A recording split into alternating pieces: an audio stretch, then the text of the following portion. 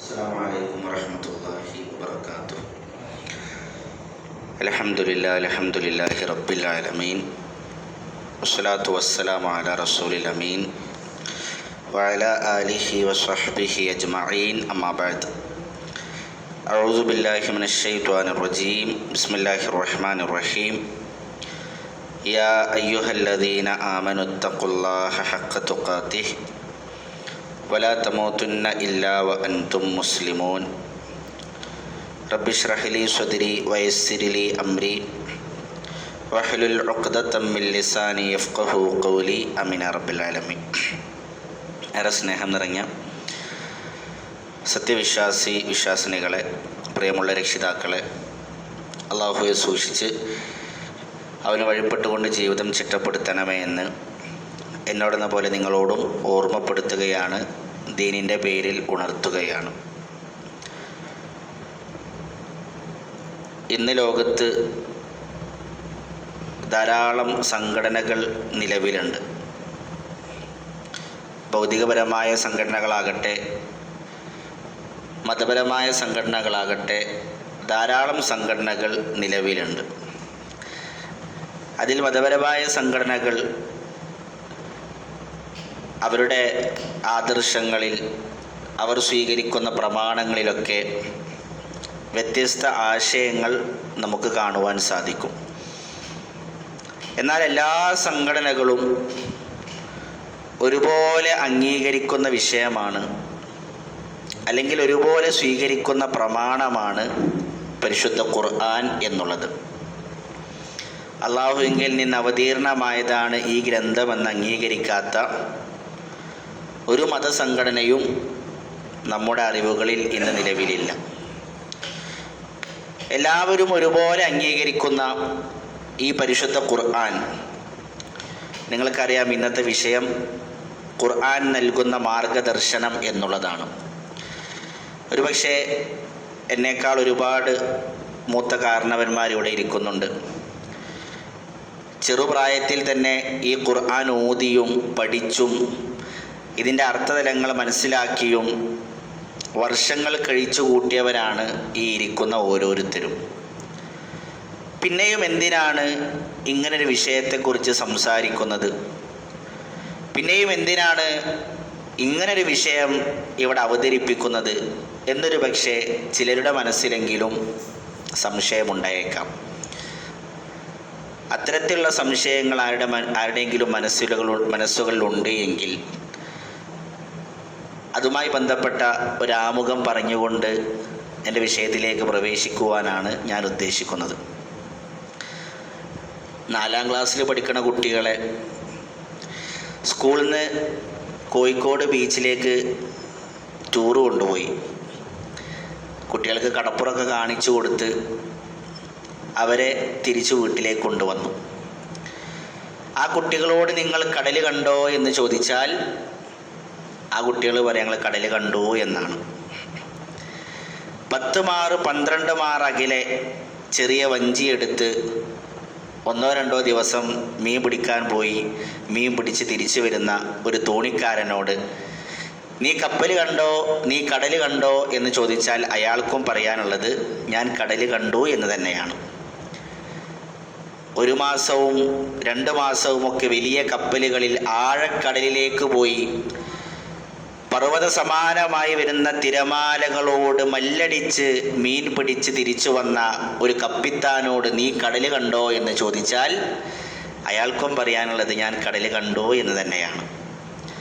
കടലിൻ്റെ മാസ്മരികമായ കാഴ്ചകൾ കാണുവാനും ഗവേഷണങ്ങൾ നടത്തുവാനും അതിനാവശ്യമായ വസ്ത്രങ്ങൾ ധരിച്ച് സ്ക്യൂബ ഡൈവ് ചെയ്ത് കിലോമീറ്ററുകൾ അടിയിലേക്ക് പോകുന്ന ഒരു ഡൈവറോട് നീ കടൽ കണ്ടോ എന്ന് ചോദിച്ചാൽ അവനും പറയാനുള്ളത് കടൽ കണ്ടോ എന്ന് തന്നെയാണ്. പ്രിയമുള്ളവരെ, എല്ലാവരും കണ്ടത് കടലാണെങ്കിലും എല്ലാവരും കണ്ടത് കടലിൻ്റെ വ്യത്യസ്ത മുഖങ്ങളാണ്. ഖുർആനിൻ്റെ ഒരു ലഫ്ലിൻ്റെ ആശയം പോലും അറിയാത്ത, എന്നാൽ ഖുർആൻ ഓതിക്കൊണ്ടിരിക്കുന്ന ഒരാളോട് നീ ഖുർആൻ കണ്ടിട്ടുണ്ടോ, വായിച്ചിട്ടുണ്ടോ എന്ന് ചോദിച്ചാൽ അവന് പറയാനുള്ളത് ഞാൻ വായിച്ചിട്ടുണ്ട് എന്ന് തന്നെയാണ്. ഖുർആൻ മുഴുവൻ മനഃപ്പാഠമാക്കിയ ഒരു ഹാഫിളിനോട് നീ ഖുർആൻ വായിച്ചിട്ടുണ്ടോ എന്ന് ചോദിച്ചാൽ അവനും പറയാനുള്ളത് ഞാൻ ഖുർആൻ വായിച്ചിട്ടുണ്ട് എന്നാണ്. ഖുർആനിൻ്റെ ലഫ്ളം ബി ലഫ്ള് ഓരോ അക്ഷരം അർത്ഥം വെച്ച് ഖുർആൻ മുഴുവൻ വായിച്ച് തഫ്സീർ പഠിച്ച ഒരു വിദ്യാർത്ഥിയോട് നീ ഖുർആൻ വായിച്ചിട്ടുണ്ടോ എന്ന് ചോദിച്ചാൽ അവനും പറയാനുള്ളത് ഞാൻ വായിച്ചിട്ടുണ്ട് എന്നാണ്. എല്ലാവരും കണ്ടത് ഒരേ ഖുർആനാണെങ്കിലും ഓരോരുത്തരും ഖുർആനിൻ്റെ വ്യത്യസ്ത മുഖങ്ങളാണ് കണ്ടത്. അതുകൊണ്ട് തന്നെ പ്രിയമുള്ളവരെ, ഓരോ ദിവസവും ഖുർആൻ ഓതുമ്പോൾ ഇത്തരത്തിലുള്ള ഖുർആനിനെ കുറിച്ചുള്ള ആശയങ്ങൾ സംസാരിച്ചു കൊണ്ടിരിക്കുന്ന സദസ്സുകളിലേക്ക് എത്തുമ്പോൾ നമ്മുടെ മനസ്സുകളിലേക്ക് ലഭിച്ചുകൊണ്ടിരിക്കുന്നത് ഓരോ നിമിഷങ്ങളിലും ഖുർആനിൻ്റെ വ്യത്യസ്ത ആശയങ്ങളാണ്. അതുകൊണ്ട് തന്നെ മരണം വരെ നമ്മൾ പഠിച്ചുകൊണ്ടിരിക്കേണ്ട, നമ്മൾ ശ്രവിച്ചുകൊണ്ടിരിക്കേണ്ടുന്ന പരിശുദ്ധ ഖുർആൻ, അതുമായി ബന്ധപ്പെട്ട ചില വിഷയങ്ങൾ ഇൻഷാ അല്ലാഹ് സൂചിപ്പിക്കാനാണ് ഉദ്ദേശിക്കുന്നത്. റസൂലുള്ളാഹി സ്വല്ലല്ലാഹു അലൈഹി വസല്ലമയുടെ കാലഘട്ടത്തിൽ സംഭവിച്ച ഒരു യുദ്ധമാണ് ദാത്തുർ റിഖാഅ്. ആ യുദ്ധത്തിൻ്റെ അന്ന് രാത്രിയിൽ യുദ്ധാർജിത സ്വത്തുക്കളുണ്ട്, യുദ്ധോപകരണങ്ങളുണ്ട്, സ്വഹാബത്തുണ്ട്, വിശ്രമത്തിലാണ്. ഇവർക്കൊക്കെ രാത്രി കാവൽ നിൽക്കാൻ രണ്ടാൾക്കാർ വേണം. അപ്പം അതിന് ഉബാദ് ഇബ്നു ബിശ്ർ റളിയല്ലാഹു അൻഹുവിനെയും അമ്മാർ ഇബ്നു യാസിർ റളിയല്ലാഹു അൻഹുവിനെയും റസൂലുള്ളാഹി തിരഞ്ഞെടുത്തു. അവർ രാത്രി രണ്ടുപേരും കാവൽ നിൽക്കുമ്പോൾ അവരിങ്ങനെ ഒരു ധാരണയിലെത്തി, രണ്ടാൾക്കാർ പുറക്കൊയ്ക്കണ്ട, ഒരാൾ രാത്രിയുടെ പകുതി വരെ കിടന്നുറങ്ങിക്കോട്ടെ, അപ്പോൾ മറ്റേ കാവൽ നിൽക്കാം. രാത്രിയുടെ പകുതി പിന്നിട്ടാൽ പിന്നെ ഇയാൾ കിടന്നുറങ്ങുക, മറ്റേ കാവൽ നിൽക്കുക. അങ്ങനെ അവരൊരു ധാരണയിലെത്തി. അങ്ങനെ ഉബാദ് ഇബ്നു ബിശ്ർ റളിയല്ലാഹു അൻഹു കാവൽ നിൽക്കാൻ തയ്യാറായി. അമ്മാർ ഇബ്നു യാസിർ റളിയല്ലാഹു അൻഹു ഉറക്കത്തിലേക്ക് പോയി. ഉബാദ് ഇബ്നു ബിശ്ർ റളിയല്ലാഹു അൻഹു നിസ്കാരത്തിലേക്ക് പ്രവേശിച്ചു. പരിശുദ്ധമായ ഖുർആൻ ഓതി അദ്ദേഹം നിസ്കാരം ആരംഭിച്ചു. അപ്പോൾ ശത്രുക്കൾ തൊട്ടടുത്താണ് തമ്പടിച്ചിട്ടുള്ളത്. ഇദ്ദേഹത്തിൻ്റെ പാരായണം കേട്ടപ്പോൾ ശത്രുക്കൾക്ക് മനസ്സിലായി, മുസ്ലിമീങ്ങൾ ഇന്ന ഭാഗത്തുണ്ട്. ശബ്ദം കേട്ട ഭാഗം ലക്ഷ്യമാക്കി ശത്രു ഒന്നാമത്തെ അമ്പ് ചെയ്തു. ആ അമ്പ് ഉബാദ് ഇബ്നു ബിശ്ർ റളിയല്ലാഹു അൻഹുവിൻ്റെ ശരീരത്തിൽ തറച്ചു. അദ്ദേഹം പാരായണം അവസാനിപ്പിച്ചില്ല. ശത്രു രണ്ടാമത്തെ അമ്പ് ചെയ്തു. രണ്ടാമത്തെ അമ്പും ശരീരത്തിൽ തറച്ചു കയറി. അദ്ദേഹം പാരായണം അവസാനിപ്പിച്ചില്ല. ശരീരത്തിൽ രക്തം വാർന്നൊലിച്ചുകൊണ്ടിരിക്കുന്നു. അദ്ദേഹം പാരായണം ചെയ്തുകൊണ്ടിരിക്കുന്നു. ശത്രു മൂന്നാമത്തെ അമ്പ് ചെയ്തു. ശരീരം കുഴയാൻ തുടങ്ങിയപ്പോൾ അദ്ദേഹം പാരായണം അവസാനിപ്പിച്ച് നിസ്കാരം അവസാനിപ്പിച്ച് അമ്മാർ റളിയല്ലാഹു അൻഹുവിനെ വിളിച്ചു. അദ്ദേഹത്തെ കണ്ടപ്പോൾ അമ്മാർ റളിയല്ലാഹു അൻഹുവിൻ്റെ ചോദ്യം, മാ മനഅക അൻ തൂഖിലനി ഫി അവ്വലി സഹ്മിൻ റുമിയ ബിഹി. ഉബാദെ, ഒന്നാമത്തെ അമ്പ് തറച്ചപ്പോൾ എന്നെ വിളിക്കായിരുന്നില്ലേ, നീ എന്തുകൊണ്ട് എന്നെ വിളിച്ചില്ല? അതിന് അദ്ദേഹം നൽകിയ മറുപടി, കുന്തു ഫീ സൂറത്തിൻ അഖ്റഉഹാ. അമ്മാറെ, ഞാനൊരു സൂറത്തിൻ്റെ പാരായണത്തിലായിരുന്നു. വഹിയ സൂറത്തുൽ കഹ്ഫ്. സൂറത്തുൽ കഹ്ഫ് ഓതി ഞാൻ നിസ്കരിക്കുകയായിരുന്നു. ഫകരിഹ്തു അൻ അഖ്തഅഹാ ഹത്താ അഫ്റഗ മിൻഹാ. ആ പാരായണം മുറിയുന്നതിന് മുമ്പേ അത് നിർത്തിക്കളയാൻ, അത് അവസാനിപ്പിക്കുവാൻ ഞാൻ ഇഷ്ടപ്പെട്ടില്ല. എന്നാൽ ഞാൻ ആ നിസ്കാരത്തിൽ അങ്ങനെ മരണപ്പെട്ടു പോയാൽ ഈ സ്വഹാബത്തിൻ്റെ വിഷയം, യുദ്ധാർജിത സ്വത്തുക്കൾ, യുദ്ധോപകരണങ്ങൾ, ഇവയുടെ എല്ലാം ഉത്തരവാദിത്തം റസൂലുള്ളാഹി എന്നെ ഏൽപ്പിച്ചിട്ടുണ്ട്. അതില്ലായിരുന്നുവെങ്കിൽ മൻസറഫ്തു, ഞാൻ മരിച്ചു വീണാലും ഞാൻ പാരായണം നിർത്തുമായിരുന്നില്ല എന്ന് പറയുന്ന ഉബാദ് ഇബ്നു ബിശ്ർ റളിയല്ലാഹു അൻഹുവിൻ്റെ ചരിത്രം നമുക്ക് കാണാം. പ്രിയമുള്ളവരെ, ഞാൻ ഈ ചരിത്രം ആമുഖമായി സൂചിപ്പിച്ചത് ഇതായിരുന്നു നമ്മുടെ സ്വഹാബാക്കൾക്ക് ഖുർആനുമായുള്ള ബന്ധം. ശരീരത്തിലേക്ക് അമ്പുകൾ തറച്ചു കയറുമ്പോഴും അവരുടെ ഹൃദയം ഖുർആനിൻ്റെ ആശയങ്ങളുമായി സംവദിക്കുകയായിരുന്നു. നിങ്ങൾ ആലോചിച്ച് നോക്ക്, രക്തം വാർന്നൊലിച്ചപ്പോൾ എത്ര വേദന ഉണ്ടായിട്ടുണ്ടാവും. നമ്മളിപ്പോൾ ഒരു പഴം ഇങ്ങനെ മുറിക്കണ സമയത്ത് അറിയാതെ കത്തിയുടെ ഉന്നൊന്ന് മാറി വിരലുമ കൊള്ളുമ്പോൾ ഒരു ചെറിയ മുറിയാകുമ്പോൾ തന്നെ എത്ര വേദന ഉണ്ട്. ശരീരത്തിലേക്ക് അമ്പുകൾ തറച്ചു കയറിയപ്പോൾ വേദനിച്ചിട്ടുണ്ടാവൂലേ? രക്തം വാർന്നൊലിച്ചപ്പോഴും വേദന ഉണ്ടായിട്ടുണ്ടാവൂലേ? പക്ഷേ ആ വേദനയേക്കാൾ വലിയ ആശയവും ആ വേദനയേക്കാൾ വലിയ സ്വാധീനവുമായിരുന്നു ഖുർആൻ അവിടെ ഹൃദയത്തിൽ ചെലുത്തിയത്. ഇനി ഈ ചരിത്രം മുന്നിൽ വെച്ച് നമ്മൾ ആലോചിക്കേണ്ട വിഷയം, ഇത്രയേറെ ഖുർആനിനെ സ്നേഹിച്ച, ഖുർആനിൻ്റെ ഭാഗമായി തീർന്ന ഈ ഒരു ജനതയുടെ പിൻഗാമികളായ നമ്മെ സംബന്ധിച്ചിടത്തോളം നമുക്കെന്താണ് ഖുർആനുമായുള്ള ബന്ധം? നമ്മളെ എങ്ങനെയാണ് ഖുർആൻ സ്വാധീനിച്ചത്? 50-60 വർഷം ജീവിച്ച് അള്ളാഹുവിൻ്റെ കലാമിൻ്റെ അനുയായികളായി ജീവിച്ച് ഈ ഖുർആൻ നമ്മളെ എങ്ങനെ സ്വാധീനിച്ചു? ഇത് വല്ലാത്തൊരു ചോദ്യമാണ്. ലോകത്തിലേക്ക് കടന്നു വന്ന മുഴുവൻ പ്രവാചകന്മാർക്കും അവർ പ്രവാചകന്മാരാണ് എന്ന് സമൂഹത്തിന് കാണിച്ചു കൊടുക്കാൻ അള്ളാഹു അവർക്ക് മുഅ്ജിസത്തുകൾ നൽകിയിട്ടുണ്ട്. ഓരോ പ്രവാചകന്മാർക്കും ഓരോ മുഅ്ജിസത്തുകൾ. മൂസാ നബി അലൈഹി സ്വലാത്തു വസ്സലാമിന് വടിയാണ്. അള്ളാഹു സുബ്ഹാനഹു വ തആല പറഞ്ഞില്ല, മൂസാ നബി അലൈഹി സ്വലാത്തു വസ്സലാം അള്ളാഹ് ചോദിക്കുകയാണ്, എന്താണ് മൂസ നിൻ്റെ വലത്തെ കയ്യിൽ? ഖാല ഹിയ അസ്സായി, അള്ളാഹ് അതൊരു വടിയാണ്. അതവക്ക അലൈഹ, ഞാൻ അങ്ങനെ ഊന്നി നടക്കാനും എൻ്റെ ആടുകൾക്ക് ഇല പൊട്ടിച്ചു കൊടുക്കാനൊക്കെ ഉപയോഗിക്കുന്നൊരു വടിയാണത്. അള്ളാഹ് പറഞ്ഞു ഫഅൽഖിഹ യാ മൂസ, എന്നാ മൂസ വന്ന് നിലത്തിട്. ഫഅൽഖാഹ ഫഇദാ ഹിയ ഹയ്യത്തുൻ തസ്അ, നിലത്തിട്ടപ്പോൾ ചലിക്കുന്ന പാമ്പായി മാറി. ഇത് മൂസാ നബി അലൈഹി സ്വലാത്തു വസ്സലാമിൻ്റെ മുഅ്ജിസത്താണ്. സുലൈമാൻ നബി അലൈഹി സ്വലാത്തു വസ്സലാം പക്ഷികളെയും മൃഗങ്ങളെയും അള്ളാഹു കീഴ്പ്പെടുത്തി കൊടുത്തിരുന്നു. ഇന്നാ സഖർനാ മഅഹുൽ ജിബാല യുസബ്ബിഹ്ന ബിൽ അശിയ്യി വൽ ഇശ്റാഖ്. 38-ാം അധ്യായം സൂറത്തു സ്വാദിൻ്റെ 18-ാമത്തെ ആയത്ത്. ദാവൂദ് നബി അലൈഹി സ്വലാത്തു വസ്സലാമിന് പർവ്വതങ്ങളെ അള്ളാഹു കീഴ്പ്പെടുത്തി കൊടുത്തു. അദ്ദേഹത്തിൻ്റെ കൂടെ രാവിലെയും വൈകുന്നേരവും പർവ്വതങ്ങൾ തസ്ബീഹ് ചൊല്ലിയിരുന്നു എന്നാണ്. സുബ്ഹാനല്ലാഹ്. എന്നാൽ ഈ പ്രവാചകന്മാരെല്ലാം മരണപ്പെടുന്നതോടുകൂടി അവരുടെ മുഅ്ജിസത്തുകളും നശിച്ചുപോയി. മൂസാ നബി അലൈഹി സ്വലാത്തു വസ്സലാമിൻ്റെ വടിഞ്ഞ് നമുക്ക് കിട്ടിയാൽ നമ്മളെ എടുത്തിട്ട് പൊന്നാനി ബീച്ചിൽ കൊണ്ടുപോയിട്ട് കടലിലടിച്ചാൽ കടലിലുണ്ടാവുമോ? ആവില്ലല്ലോ. ആ പ്രവാചകന്മാർ വഫാത്താകുന്നതോടുകൂടി അവരുടെ മുഅ്ജിസത്തുകളും നശിച്ചു. എന്നാൽ അവസാന പ്രവാചകനായ മുഹമ്മദ് നബി സല്ലല്ലാഹു അലൈഹി വഅലാ ആലിഹി വസല്ലമ തങ്ങൾക്ക് അള്ളാഹു നൽകിയ ഏറ്റവും വലിയ മുഅ്ജിസത്തായ പരിശുദ്ധ ഖുർആൻ അത് ലോകാവസാനം വരെ നിലനിൽക്കുന്നതാണ്. അത് ലോകാവസാനം വരെ മനുഷ്യനെ വെല്ലുവിളിച്ചു കൊണ്ടിരിക്കുന്നതാണ്. അത് ലോകാവസാനം വരെ മനുഷ്യനെ അമ്പരിപ്പിച്ചുകൊണ്ടിരിക്കുന്ന അത്ഭുതപ്പെടുത്തുന്ന ഗ്രന്ഥമാണ് പരിശുദ്ധ ഖുർആൻ. അല്ലെ, ആ ഖുർആൻ വെല്ലുവിളിച്ചില്ലേ? ആരെയാണ് വെല്ലുവിളിച്ചത്? നമ്മൾ ആലോചിക്കേണ്ടത്, ഈ കാലഘട്ടത്തിൽ അറബി ഭാഷയറിയാതെ വിവരമില്ലാതെ ഖുർആനിനെ പരിഹസിക്കുന്ന, ഇസ്ലാമിനെ പരിഹസിക്കുന്ന വിഡ്ഢികളായ നിരീശ്വരവാദികളെ പോലെയുള്ളവരെയല്ല അന്ന് ഖുർആൻ വെല്ലുവിളിച്ചത്. അറബി സാഹിത്യ തറവാട്ടിലെ തമ്പ്രാക്കന്മാരെ അന്ന് ഖുർആൻ വെല്ലുവിളിച്ചു. അല്ലെ, പരിശുദ്ധ ഖുർആൻ സൂറത്തുൽ ബഖറ അല്ലാഹു സുബ്ഹാനഹു വ തആല ബഖറയിൽ ആയത്തിറക്കി ഫഅ്തൂ ബിസൂറത്തിൻ മിൻ മിസ്ലിഹാ, ഖുർആനിലെ ഒരു സൂറത്ത് പോലുള്ള ഒരു സൂറത്തെങ്കിലും നിങ്ങൾ കൊണ്ടുവാ. ഖുർആന്റെ വെല്ലുവിളിയാണ്. 11-ാം അധ്യായം സൂറത്ത് ഹൂദിന്റെ 13 അല്ലാഹ് വെല്ലുവിളിച്ചു. 17-ാം അധ്യായം സൂറത്ത് ഇസ്രാഇന്റെ 88-ാമത്തെ ആയത്തിൽ വെല്ലുവിളിച്ചു. ഖുൽ ബിജ്തമഅത്തിൽ ഇൻസു വൽ ജിന്നു അലാ അയഅതു ബിമിസ്ലി ഹാദൽ ഖുർആൻ ലാ യഅതൂന ബിമിസ്ലിഹി വലൗ കാന ബഅ്ദുഹും ലിബഅ്ദിൻ ലഹീറ.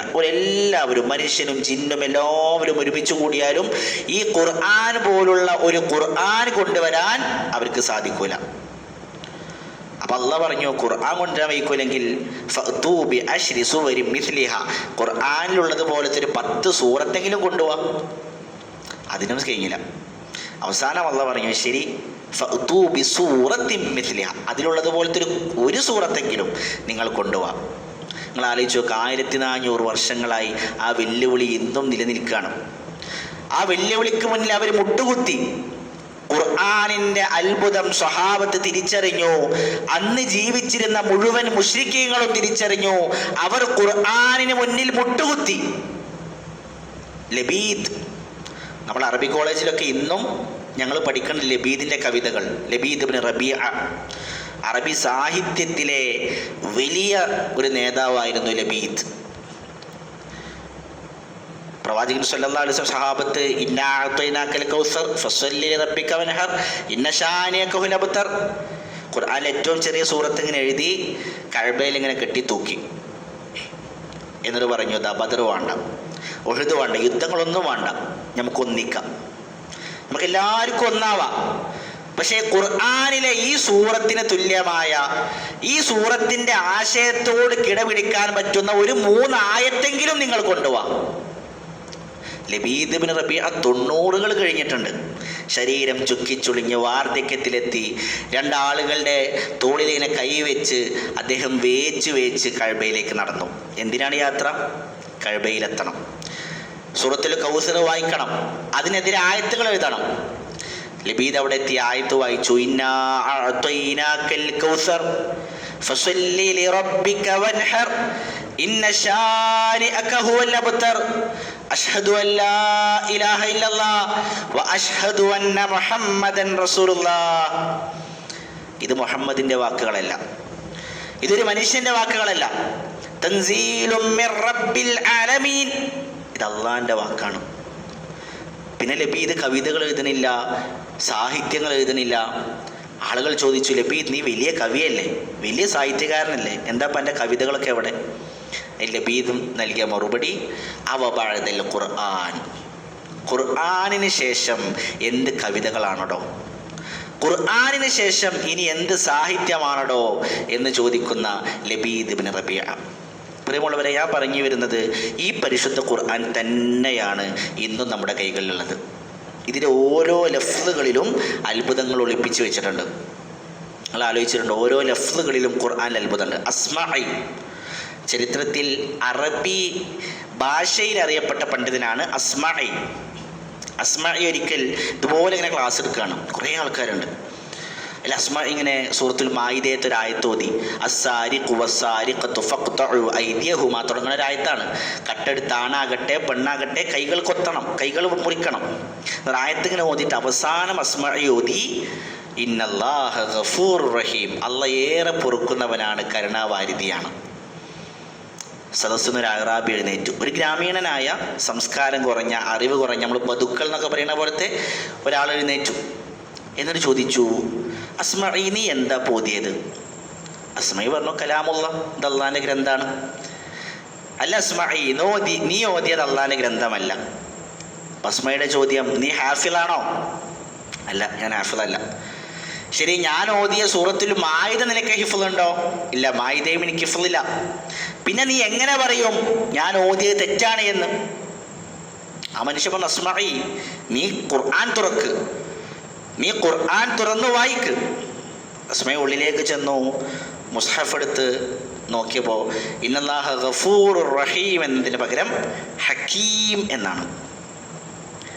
അസ്മഈ തിരിച്ചു വന്ന് ചോദിച്ചു, നിനക്ക് എങ്ങനെ മനസ്സിലായി ഞാൻ ഓതിയത് തെറ്റാണ് എന്ന്? അതിനാ മനുഷ്യൻ പറഞ്ഞ മറുപടി, അള്ളാഹു ആയത്തിൻ്റെ തുടക്കത്തിൽ ഒരു ശിക്ഷാ നടപടിയാണ് പറഞ്ഞ്, കട്ടെടുത്താൽ കൈ മുറിക്കണം. ഒരു ശിക്ഷാ നടപടി പറഞ്ഞാൽ പിന്നെ ആയത്ത് അവസാനിപ്പിക്കുക അള്ളാഹ് പൊറുക്കുന്നവനാണെന്ന് പറഞ്ഞിട്ടല്ല. ആ ശിക്ഷാ നടപടി അവതരിപ്പിച്ചതിൻ്റെ പിന്നിൽ അള്ളാഹുവിൻ്റെ യുക്തിയുണ്ട്, ഹിക്മത്തുണ്ട്. അതറിയിക്കുന്ന അള്ളാഹിൻ്റെ നാമം കൊണ്ടായിരിക്കും. സുബ്ഹാനല്ലാഹ്. ഖുർആൻ്റെ ഓരോ ലഫ്ലുകളിലും അത്ഭുതങ്ങൾ അള്ളാഹ് ഒളിപ്പിച്ച് വെച്ചിട്ടുണ്ട്.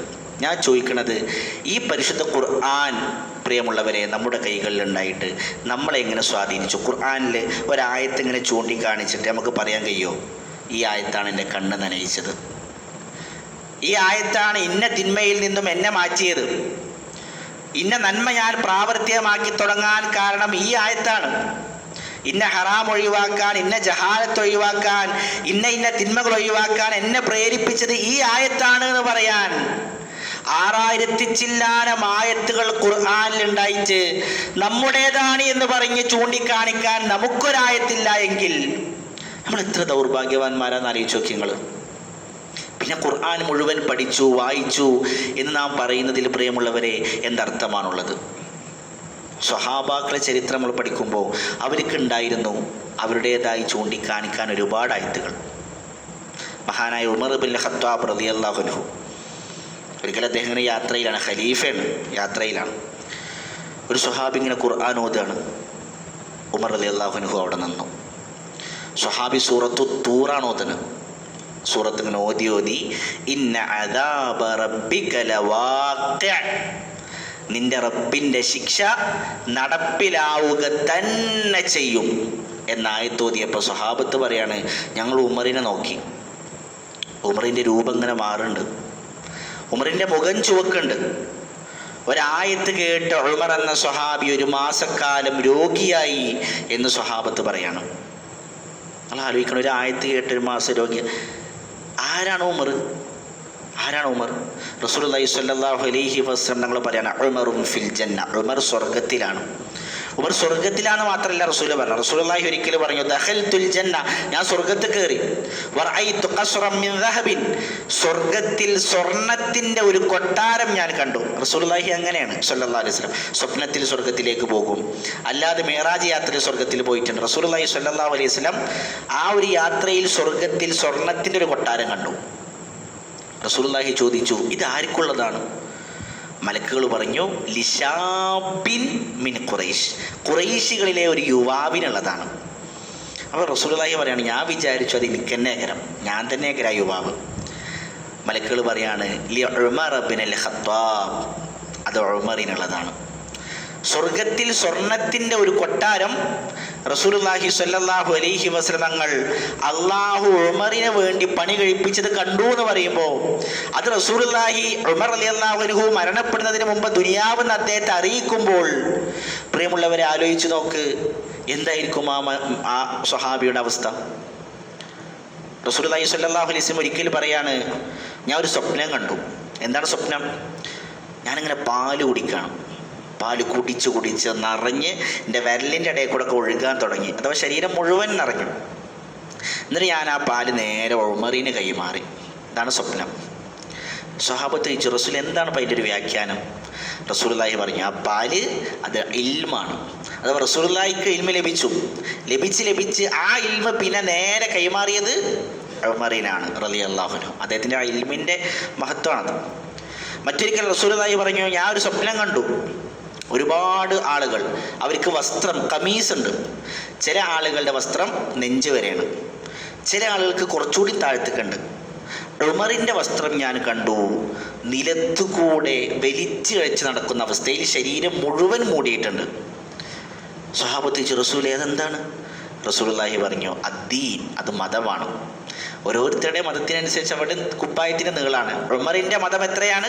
അത് പൂർണ്ണമാണ്, ശരീരം മുഴുവൻ മൂടുമാറ്. അല്ലാഹു പറഞ്ഞില്ലേ, യാ അയ്യുഹല്ലദീന ആമനൂ ഉദ്ഖുലൂ ഫിസ്സിൽമി കാഫ, നിങ്ങൾ ദീനിലേക്ക് പ്രവേശിക്കേണ്ടത് അരികത്ത് നിന്നിട്ടല്ല. ഇഷ്ടലൊക്കെ എടുക്കുക, ഇഷ്ടമില്ലാത്തൊക്കെ ഒഴിവാക്കുക. നമ്മളെ മേത്തേക്ക് തട്ടും, അത് വേണ്ട, അത് നമുക്ക് വേണ്ട, അതല്ല. ഉദ്ഖുലൂ ഫിസ്സിൽമി കാഫ, നിങ്ങൾ പൂർണ്ണമായി മതത്തിലേക്ക് പ്രവേശിക്കൂ. അങ്ങനെ പ്രവേശിച്ച വ്യക്തിയായിരുന്നു ഉമർ ഇബ്നുൽ ഖത്താബ് റളിയല്ലാഹു അൻഹു. റസൂലുള്ളാഹി സ്വല്ലല്ലാഹു അലൈഹി വസല്ലം ഒരിക്കൽ പറഞ്ഞു, ലൗ കാന ബഅദി നബിയ്യുൻ ലകാന ഉമർ, എനിക്ക് ശേഷം ഒരു നബി ഉണ്ടാകുമായിരുന്നുവെങ്കിൽ അത് ഉമർ ആകുമായിരുന്നു. മറ്റൊരിക്കൽ റസൂലുള്ളാഹി സ്വല്ലല്ലാഹു അലൈഹി വസല്ലം പ്രവാചകൻ്റെ കൂടെ ചില സ്ത്രീകൾ ഇങ്ങനെ ഉണ്ട്, അവരിങ്ങനെ സംസാരിച്ച് നിൽക്കുകയാണ്, ശബ്ദമൊക്കെ ഉയർത്തി സംസാരിക്കുകയാണ്, ചിരിക്കണമൊക്കെ ഉണ്ട്. അപ്പോഴാണ് ഉമർ റളിയല്ലാഹു അൻഹു ഇങ്ങനെ കടന്നു വരുന്നത്. ഉമർ റളിയല്ലാഹു കടന്നു വന്നപ്പോൾ എല്ലാവരും പേടിച്ച് ഒരു മറയുടെ പിന്നൊക്കെ പോയി ഒളിച്ചു. ഉമർ റളിയല്ലാഹു വന്നപ്പോൾ റസൂല് കാര്യമൊക്കെ പറഞ്ഞു. പിന്നെ ഇവിടെ കുറച്ച് പെണ്ണുങ്ങളുണ്ടായിരുന്നു, ഓലിനെ ഉറക്കെ സംസാരിച്ച് ചിരിച്ച് കളിച്ചൊക്കെയായിരുന്നു. ഉമറെ അന്നെ കണ്ടപ്പോൾ എല്ലാവരും അവിടെ പോയി ഒളിച്ചൊക്കെയുണ്ട്. ഉമർ റളിയല്ലാഹു അൻഹു ദേഷ്യപ്പെട്ട് ചോദിച്ചു, റസൂലേ, നിങ്ങളിൽ നിന്ന് ഭയപ്പെടാതിരിക്കുകയും എന്നെ ഭയപ്പെടുകയും ചെയ്യുന്നോ? റസൂലുള്ളാഹി സ്വല്ലല്ലാഹു അലൈഹി വസല്ലം പറഞ്ഞു, ഉമറെ, എങ്ങനെ ഭയപ്പെടാതിരിക്കും? നീ ഒരു വഴിയിലേക്ക് പ്രവേശിച്ചാൽ പിശാച് പോലും ആ വഴിയിലേക്ക് പ്രവേശിക്കുകയില്ലല്ലോ. അത്രയും ഈമാനുള്ള വ്യക്തിയായിരുന്നു ഉമർ ഇബ്നുൽ ഖത്താബ് റളിയല്ലാഹു അൻഹു. റസൂലുള്ളാഹി സ്വല്ലല്ലാഹു അലൈഹി വസല്ലം പറയുന്നുണ്ട്, കഴിഞ്ഞു പോയ സമുദായങ്ങളിൽ നാസും മുഹദ്ദസൂൻ, വരാൻ പോകുന്ന കാര്യത്തെക്കുറിച്ച് ഉൾക്കാഴ്ചയുള്ള ആളുകൾ ഉണ്ടായിരുന്നു. എൻ്റെ ഉമ്മത്തിൽ ആരെങ്കിലും അങ്ങനെ ഉണ്ടെങ്കിൽ അത് ഉമറാണ് റളിയല്ലാഹു അൻഹു. ഈ സ്വഹാബി ഒരായത്ത് കേട്ടൊരു മാസം രോഗിയായെങ്കിൽ, പ്രിയമുള്ളവരെ, ഖുർആനിലെ ആയത്തുകൾ നമ്മളെ എത്ര സ്വാധീനിക്കണം. ഇത് ഉമർ റളിയല്ലാഹുവിൻ്റെ മാത്രം കഥയല്ല. അബൂബക്കർ സിദ്ദീഖ് റളിയല്ലാഹു അൻഹുവിൻ്റെ ചരിത്രം എന്താ? റസൂലുള്ളാഹി സ്വല്ലല്ലാഹു അലൈഹി വസല്ലം അവസാന സമയത്ത് രോഗിയായി വുളു എടുക്കുന്നു, ബോധം കെടുന്നു, പള്ളിയിലേക്ക് പോകാൻ സാധിക്കുന്നില്ല. റസൂലുള്ളാഹി പറഞ്ഞു, മുറു അബാ ബക്രിൻ അയ്യുസല്ലിയ ബിന്നാസ്, ആയിഷ അബൂബക്കറിനോട് പറ ജനങ്ങൾക്ക് ഇമാമൊന്ന് നിസ്കരിക്കാൻ. ആ സമയത്ത് ആയിഷ റളിയല്ലാഹു അൻഹ പറയുന്നുണ്ട്, റസൂലേ, എൻ്റെ ഉപ്പാൻ ഇമാമത്ത് നിർത്തരുത്.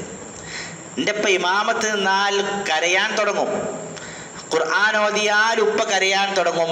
ഉപ്പയുടെ കരച്ചിൽ കാരണം ആളുകൾക്ക് ഖുർആനോത്ത് കേൾക്കൂല റസൂലെ. ഇതാരാണ്? അബൂബക്കർ സിദ്ദീഖ്. റസൂലുള്ളാഹി സ്വല്ലല്ലാഹു അലൈഹി വസല്ലം അബൂബക്കറും ഫിൽ ജന്ന, അബൂബക്കർ സ്വർഗ്ഗത്തിലാണ്. ഒരിക്കലും ഉമർ റളിയല്ലാഹു അൻഹും അബൂബക്കർ റളിയല്ലാഹു അൻഹും കശപിശുണ്ടായി. തർക്കമുണ്ടായി. അതിൽ അബൂബക്കർ റളിയല്ലാഹു അൻഹു കുറച്ചൊരു മോശപ്പെട്ട വാക്ക് ഉമർ റളിയല്ലാഹു അൻഹുവിനെ വിളിച്ചു. പിന്നീട് അബൂബക്കർ റളിയല്ലാഹു അൻഹു വല്ലാത്ത സങ്കടം ഉമർ റളിയല്ലാഹു അൻഹുവിനോട് പൊറുക്കാൻ വേണ്ടി ചോദിച്ചു. അദ്ദേഹം പറഞ്ഞു, ഞാൻ പുറത്തേരില്ല. അബൂബക്കർ റളിയല്ലാഹു അൻഹു വേജാറായി റസൂലിൻ്റെ അടുത്തേക്ക് ഓടി. റസൂൽ സ്വല്ലല്ലാഹു അലൈഹി വസല്ലമയുടെ അടുത്തേക്ക് അബൂബക്കർ പോയിട്ടുണ്ട് മനസ്സിലായപ്പോൾ ഉമർ റളിയല്ലാഹു അൻഹു പിന്നാലെ വേഗം ഓടി. അബൂബക്കർ റളിയല്ലാഹു അൻഹു വന്നു റസൂലിനോട് പറഞ്ഞു, റസൂൽ എങ്ങനെയൊക്കെ സംഭവിച്ചു, ഞാൻ ഉമറിനെ ഒരു മോശപ്പെട്ട വാക്ക് വിളിച്ചു, പക്ഷെ ഉമർ പുറത്തേരുന്നില്ല. റസൂലിൻ്റെ മുഖം ചുവക്കാൻ തുടങ്ങി. റസൂൽ സ്വല്ലല്ലാഹു അലൈഹി വസല്ലമയുടെ മുഖം ചുവക്കാൻ തുടങ്ങി. റസൂലുള്ളാഹി സ്വല്ലല്ലാഹു അലൈഹി വസല്ലമങ്ങൾ സ്വഹാബത്തിനോട് പറയാണ്, സ്വഹാബത്തെ, ഞാൻ നിങ്ങളിലേക്ക് വന്നു, നിങ്ങളോട് ഞാൻ ദഅവത്ത് ചെയ്തു, പക്ഷെ നിങ്ങൾ എന്നെ കളവാക്കി. പക്ഷെ അബൂബക്കർ എന്നെ വിശ്വസിച്ചു. ഫഹൽ താരികൂ ലി സാഹിബി, അതുകൊണ്ട് എൻ്റെ അബൂബക്കറിനെ നിങ്ങൾക്കൊന്ന് ഉപേക്ഷിച്ചുകൂടെ? എൻ്റെ അബൂബക്കറിനെ ഉപദ്രവിക്കാതെ നിങ്ങൾക്കൊന്ന് ഉപേക്ഷിച്ചുകൂടെ? സ്വഹാബത്ത് വരെ അതിനുശേഷം അബൂബക്കറിനെ ഞങ്ങൾ ഒരിക്കലും വേദനിപ്പിച്ചിട്ടില്ല. അപ്പം എത്ര മഹത്വം ഉണ്ട് ആലോചിച്ച് നോക്ക്. റസൂലുള്ളാഹി അവസാന കാലഘട്ടത്തിൽ പള്ളിയിൽ വെച്ച് ഇങ്ങനെ പറയാണ്, മദീന പള്ളിയിൽ ചെറിയ ചെറിയ കുറേ വാതിലുകളുണ്ട്. റസൂലുള്ളാഹി പറഞ്ഞു, ഇനി എല്ലാ വാതിലും അടക്കണം, ഇനി ഒരു വാതിലും ഇവിടെ വേണ്ട. ഇല്ലാ ഹൗഖത അബൂബക്കർ, അബൂബക്കറിൻ്റെ വാതിലുകൾ അടക്കരുത്, അബൂബക്കറിൻ്റെ വാതിലുകൾ അടക്കരുത്. ഏറ്റവും ഉറ്റ സുഹൃത്തായി എനിക്ക് ഈ ഉമ്മത്തിന് ആരെങ്കിലും തിരഞ്ഞെടുക്കാൻ സാധിക്കുമായിരുന്നുവെങ്കിൽ ലത്തഖൽതു അബൂബക്കറിനെ ഖലീല, ഞാൻ അബൂബക്കറെ തിരഞ്ഞെടുക്കുമായിരുന്നു. അത്രയും മഹത്വമുള്ള ആ സ്വഹാബിയെക്കുറിച്ചാണ് ആയിഷ റളിയല്ലാഹു അൻഹ പറഞ്ഞത്, ഉപ്പ ഖുർആൻ ഓതിയാൽ കരയാൻ തുടങ്ങും. പ്രിയമുള്ളവരെ, ഇതായിരുന്നു സ്വഹാബത്തിന് ഖുർആനിനോടുള്ള നിലപാട് എങ്കിൽ നമ്മൾ സ്വയം ആലോചിക്കുക, നമ്മളെങ്ങനെയാണ് ഈ ഖുർആൻ സ്വാധീനിച്ചത്? സ്വാധീനിച്ചിട്ടില്ല എങ്കിൽ അതിനു വേണ്ടി നമ്മൾ എന്ത് ചെയ്തു? ഖുർആനിൻ്റെ ആശയം പഠിക്കാൻ, ഖുർആനിൻ്റെ ആശയതലങ്ങളിലേക്ക് കടന്നു ചെല്ലാൻ ജീവിതത്തിൽ എന്ത് ശ്രമം നമ്മൾ നടത്തി? ഇത് ഓരോ ഒരു ചോദ്യമല്ലേ? അല്ലാഹു സുബ്ഹാനഹു വ തആല സൂറത്ത് മുഹമ്മദിൽ ചോദിക്കുന്നുണ്ട്, അഫലാ യതദബ്ബറൂനൽ ഖുർആൻ അം അലാ ഖുലൂബിൻ അഖ്ഫാലുഹാ, അവർ ഖുർആനിനെ കുറിച്ച് ഉറ്റാലോചിക്കുന്നില്ലേ, അതല്ല അവരുടെ ഹൃദയങ്ങൾ പൂട്ടി വെച്ചിരിക്കുകയാണോ? ഒന്നും കേറാതെ ഹൃദയം അടച്ചു വെച്ചിരിക്കുകയാണോ? റസൂലുള്ളാഹി സ്വല്ലല്ലാഹു അലൈഹി വസല്ലമയുടെ അനുയായികളായ, മുസ്ലിമായി ജീവിക്കുവാൻ, മുസ്ലിമായി ജനിക്കുവാൻ, ഖുർആനിൻ്റെ ആളുകളായി ജീവിക്കുവാൻ അവസരം ലഭിച്ച നമ്മെ സംബന്ധിച്ചിടത്തോളം പ്രിയമുള്ളവരെ, ആ ചോദ്യത്തിന് അള്ളാഹുവിനോട് മറുപടി പറയാൻ നമ്മൾക്ക് സാധിക്കണം. അള്ളാഹ്, നിന്റെ ഖുർആനിന് മുന്നിൽ എൻ്റെ കണ്ണുകൾ, എൻ്റെ കാതുകൾ, എൻ്റെ ഹൃദയം ഞാനിതാ തുറന്നു വെച്ചിരിക്കുകയാണ് എന്ന് അള്ളാഹോട് പറയാൻ നമുക്ക് കഴിയണം. അങ്ങനെ കഴിയണമെങ്കിൽ പ്രിയമുള്ളവരെ, ഖുർആനുമായുള്ള ബാധ്യതകൾ നമ്മൾ നിറവേറ്റണം. ഖുർആനുമായി നമുക്ക് ചില ബാധ്യതകളുണ്ട്, ആ ബാധ്യതകൾ നമ്മൾ നിറവേറ്റണം. എന്താണ് ഖുർആനുമായുള്ള ബാധ്യതകൾ? ധാരാളം ബാധ്യതകൾ പണ്ഡിതന്മാർ രേഖപ്പെടുത്തിയിട്ടുണ്ട്. അതിൽ ഏറ്റവും പ്രധാനപ്പെട്ട ചിലത് മാത്രം നമ്മുടെ സമയത്തിൻ്റെ പരിധിയിൽ വെച്ച് ഞാൻ സൂചിപ്പിക്കുക. ഒന്നാമത്തത് ഖുർആനിൻ്റെ കേവല പാരായണം തന്നെയാണ്. ഖുർആൻ ഓതുക, അർത്ഥറിഞ്ഞാലും അറിഞ്ഞില്ലെങ്കിലും ശരി ഖുർആൻ ഓതുക, അതിന് കൂലിയുണ്ട്. മറ്റുള്ള ഗ്രന്ഥങ്ങൾ പോലെയല്ലല്ലോ. റസൂലുള്ളാഹി സ്വല്ലല്ലാഹു അലൈഹി വസല്ലം തങ്ങൾ എന്ന് പറഞ്ഞാൽ നമ്മൾക്ക് ജീവൻ്റെ ജീവനാണ്. എന്തിനാ ഈ താടി? ഭാര്യ പറഞ്ഞോ താടി വെച്ചാലാണ് നിങ്ങൾക്ക് ഉഷാറ്, അതുകൊണ്ടാണോ? അല്ലല്ലോ. റസൂലുള്ളാഹി സ്വല്ലല്ലാഹു അലൈഹി വസല്ലം തങ്ങളുടെ മുഖത്ത് ഇത്തരത്തിൽ താടി ഉണ്ടായിരുന്നു. എന്തുകൊണ്ടാണ് നമ്മുടെ വസ്ത്രം ഞെരിയാനക്ക് മുകളിൽ കയറിയത്? നിലത്തിട്ടടിച്ച ചളിയാവിച്ചിട്ടാ? അല്ലല്ലോ. റസൂലുള്ളാഹി സ്വല്ലല്ലാഹു അലൈഹി വസല്ലം തങ്ങളുടെ മൊഴിമുത്താണത്. ഇത്രയേറെ നമ്മൾ സ്നേഹിക്കുന്ന റസൂലുള്ളാഹി സ്വല്ലല്ലാഹു അലൈഹി വസല്ലം തങ്ങൾ, അവിടുത്തെ വാക്കുകളാണ് ഹദീസ്. അത് രേഖപ്പെടുത്തി ക്ലിപ്തപ്പെടുത്തിയ ഗ്രന്ഥങ്ങൾ ഇതവിടെയൊക്കെ ഞാൻ കണ്ടു. ബുഖാരി, മുസ്ലിം, റിയാദുസ് സ്വാലിഹീൻ, ഇതൊക്കെ റസൂലുള്ളാഹിയുടെ വാക്കുകളാണ്. അതിന് എത്ര പ്രാധാന്യമുണ്ട്! എന്നാൽ ആ വാക്കുകൾ, ആ റിയാദുസ് സ്വാലിഹീൻ ഒരാളെടുത്ത് ഇങ്ങനെ വെറുതെ വായിച്ചാൽ കൂലിയുണ്ടോ? ഇല്ലല്ലോ, കൂലിയില്ലല്ലോ. പ്രബോധനം ചെയ്യാനും മറ്റാവശ്യങ്ങൾക്കും വേണ്ടി നിയ്യത്ത് നന്നാവുമ്പോഴാണ് പ്രതിഫലം ലഭിക്കുന്നത്. എന്നാൽ ഖുർആൻ അങ്ങനെയല്ല. ഖുർആൻ ഒരാൾ അർത്ഥറിയാതെ പ്രബോധനം ചെയ്യണമെന്നല്ല ലക്ഷ്യത്തോടെ വെറുതെ ഇബാദത്ത് എന്ന നിയത്തിൽ ഓതിയാൽ തന്നെ കൂലിയാണ്. അല്ലാഹ് എന്താ പറഞ്ഞു? ഇന്നല്ലദീന യത്ലൂന കിതാബല്ലാഹ് വഅഖാമുസ്സലാത്ത വഅൻഫഖൂ മിമ്മാ റസഖ്നാഹും സിർറൻ വഅലാനിയ.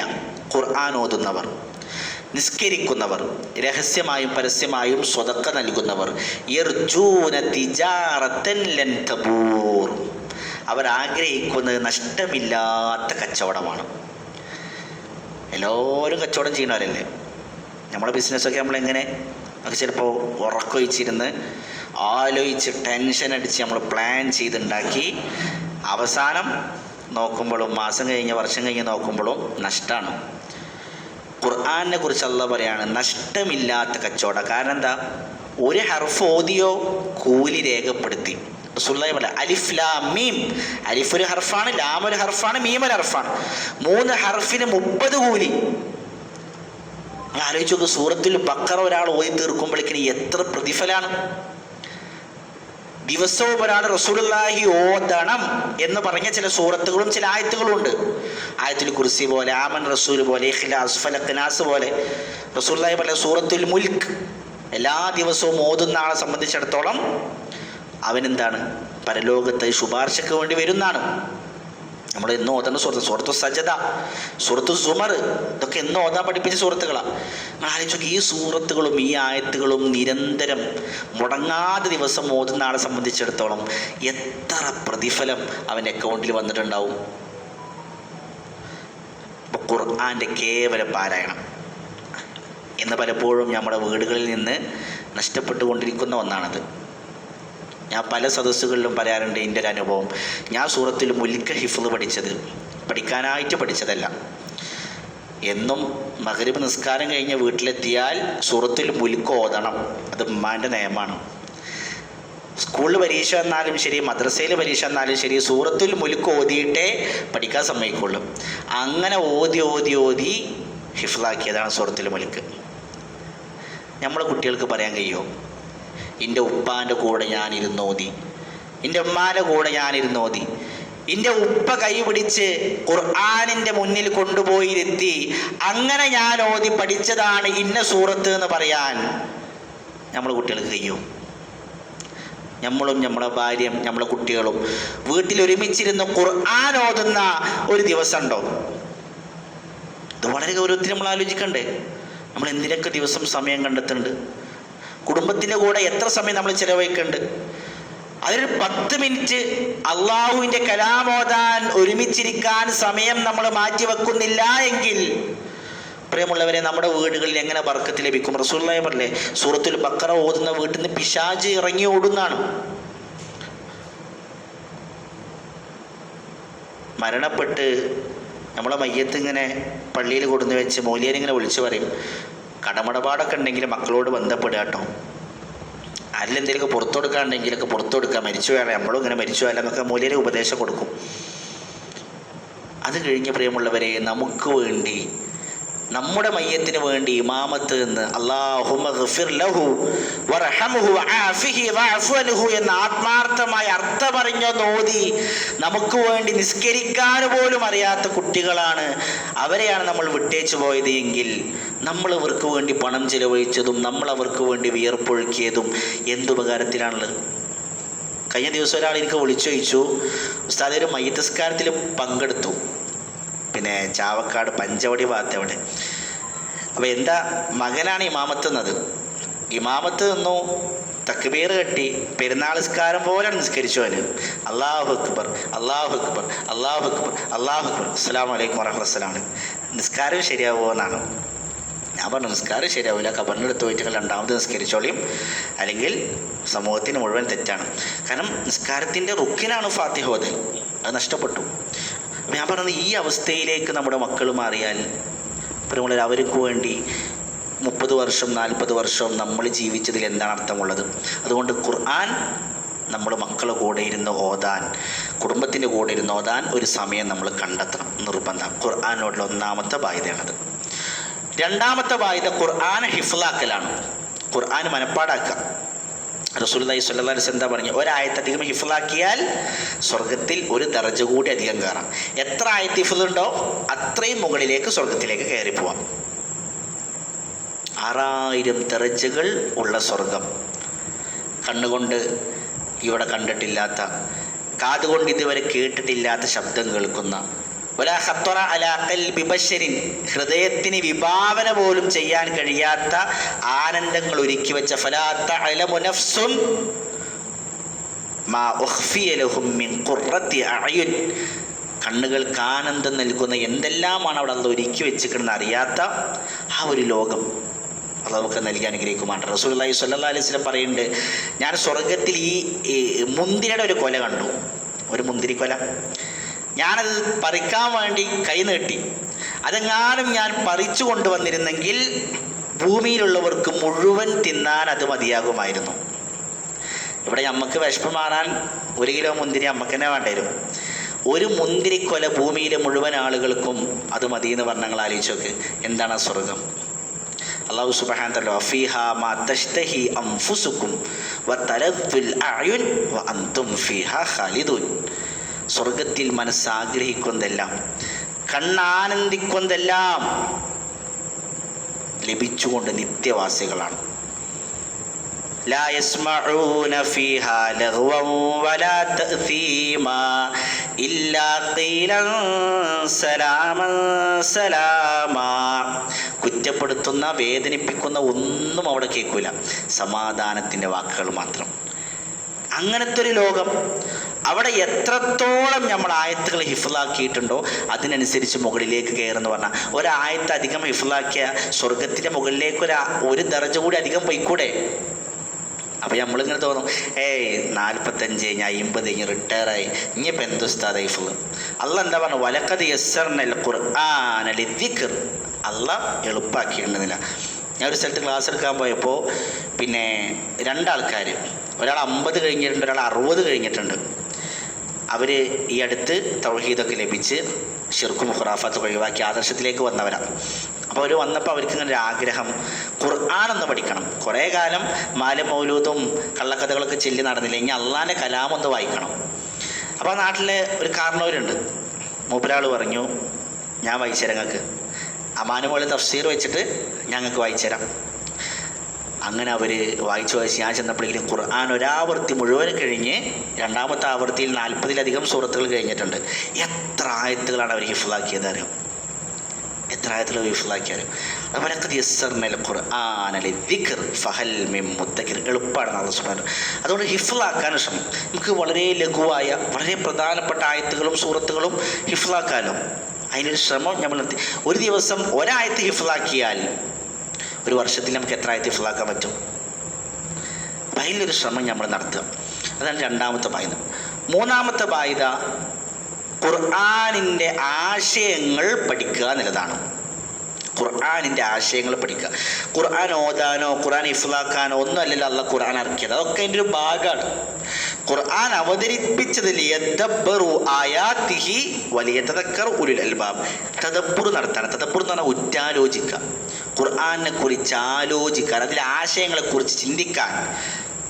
ഈ ആശയങ്ങൾ ഹൃദയത്തിൽ മാറ്റത്തിൻ്റെ വിപ്ലവങ്ങൾ വരുത്തിയാൽ മാത്രമേ ജീവിതത്തിൽ പരിവർത്തനങ്ങൾ ഉണ്ടാവുള്ളൂ. സ്വഹാബത്ത് എങ്ങനെ മാറിയത്? ഈ ഖുർആൻ്റെ ആശയങ്ങൾ ജീവിതത്തിലേക്ക് പ്രവേശിച്ചപ്പോഴല്ലേ.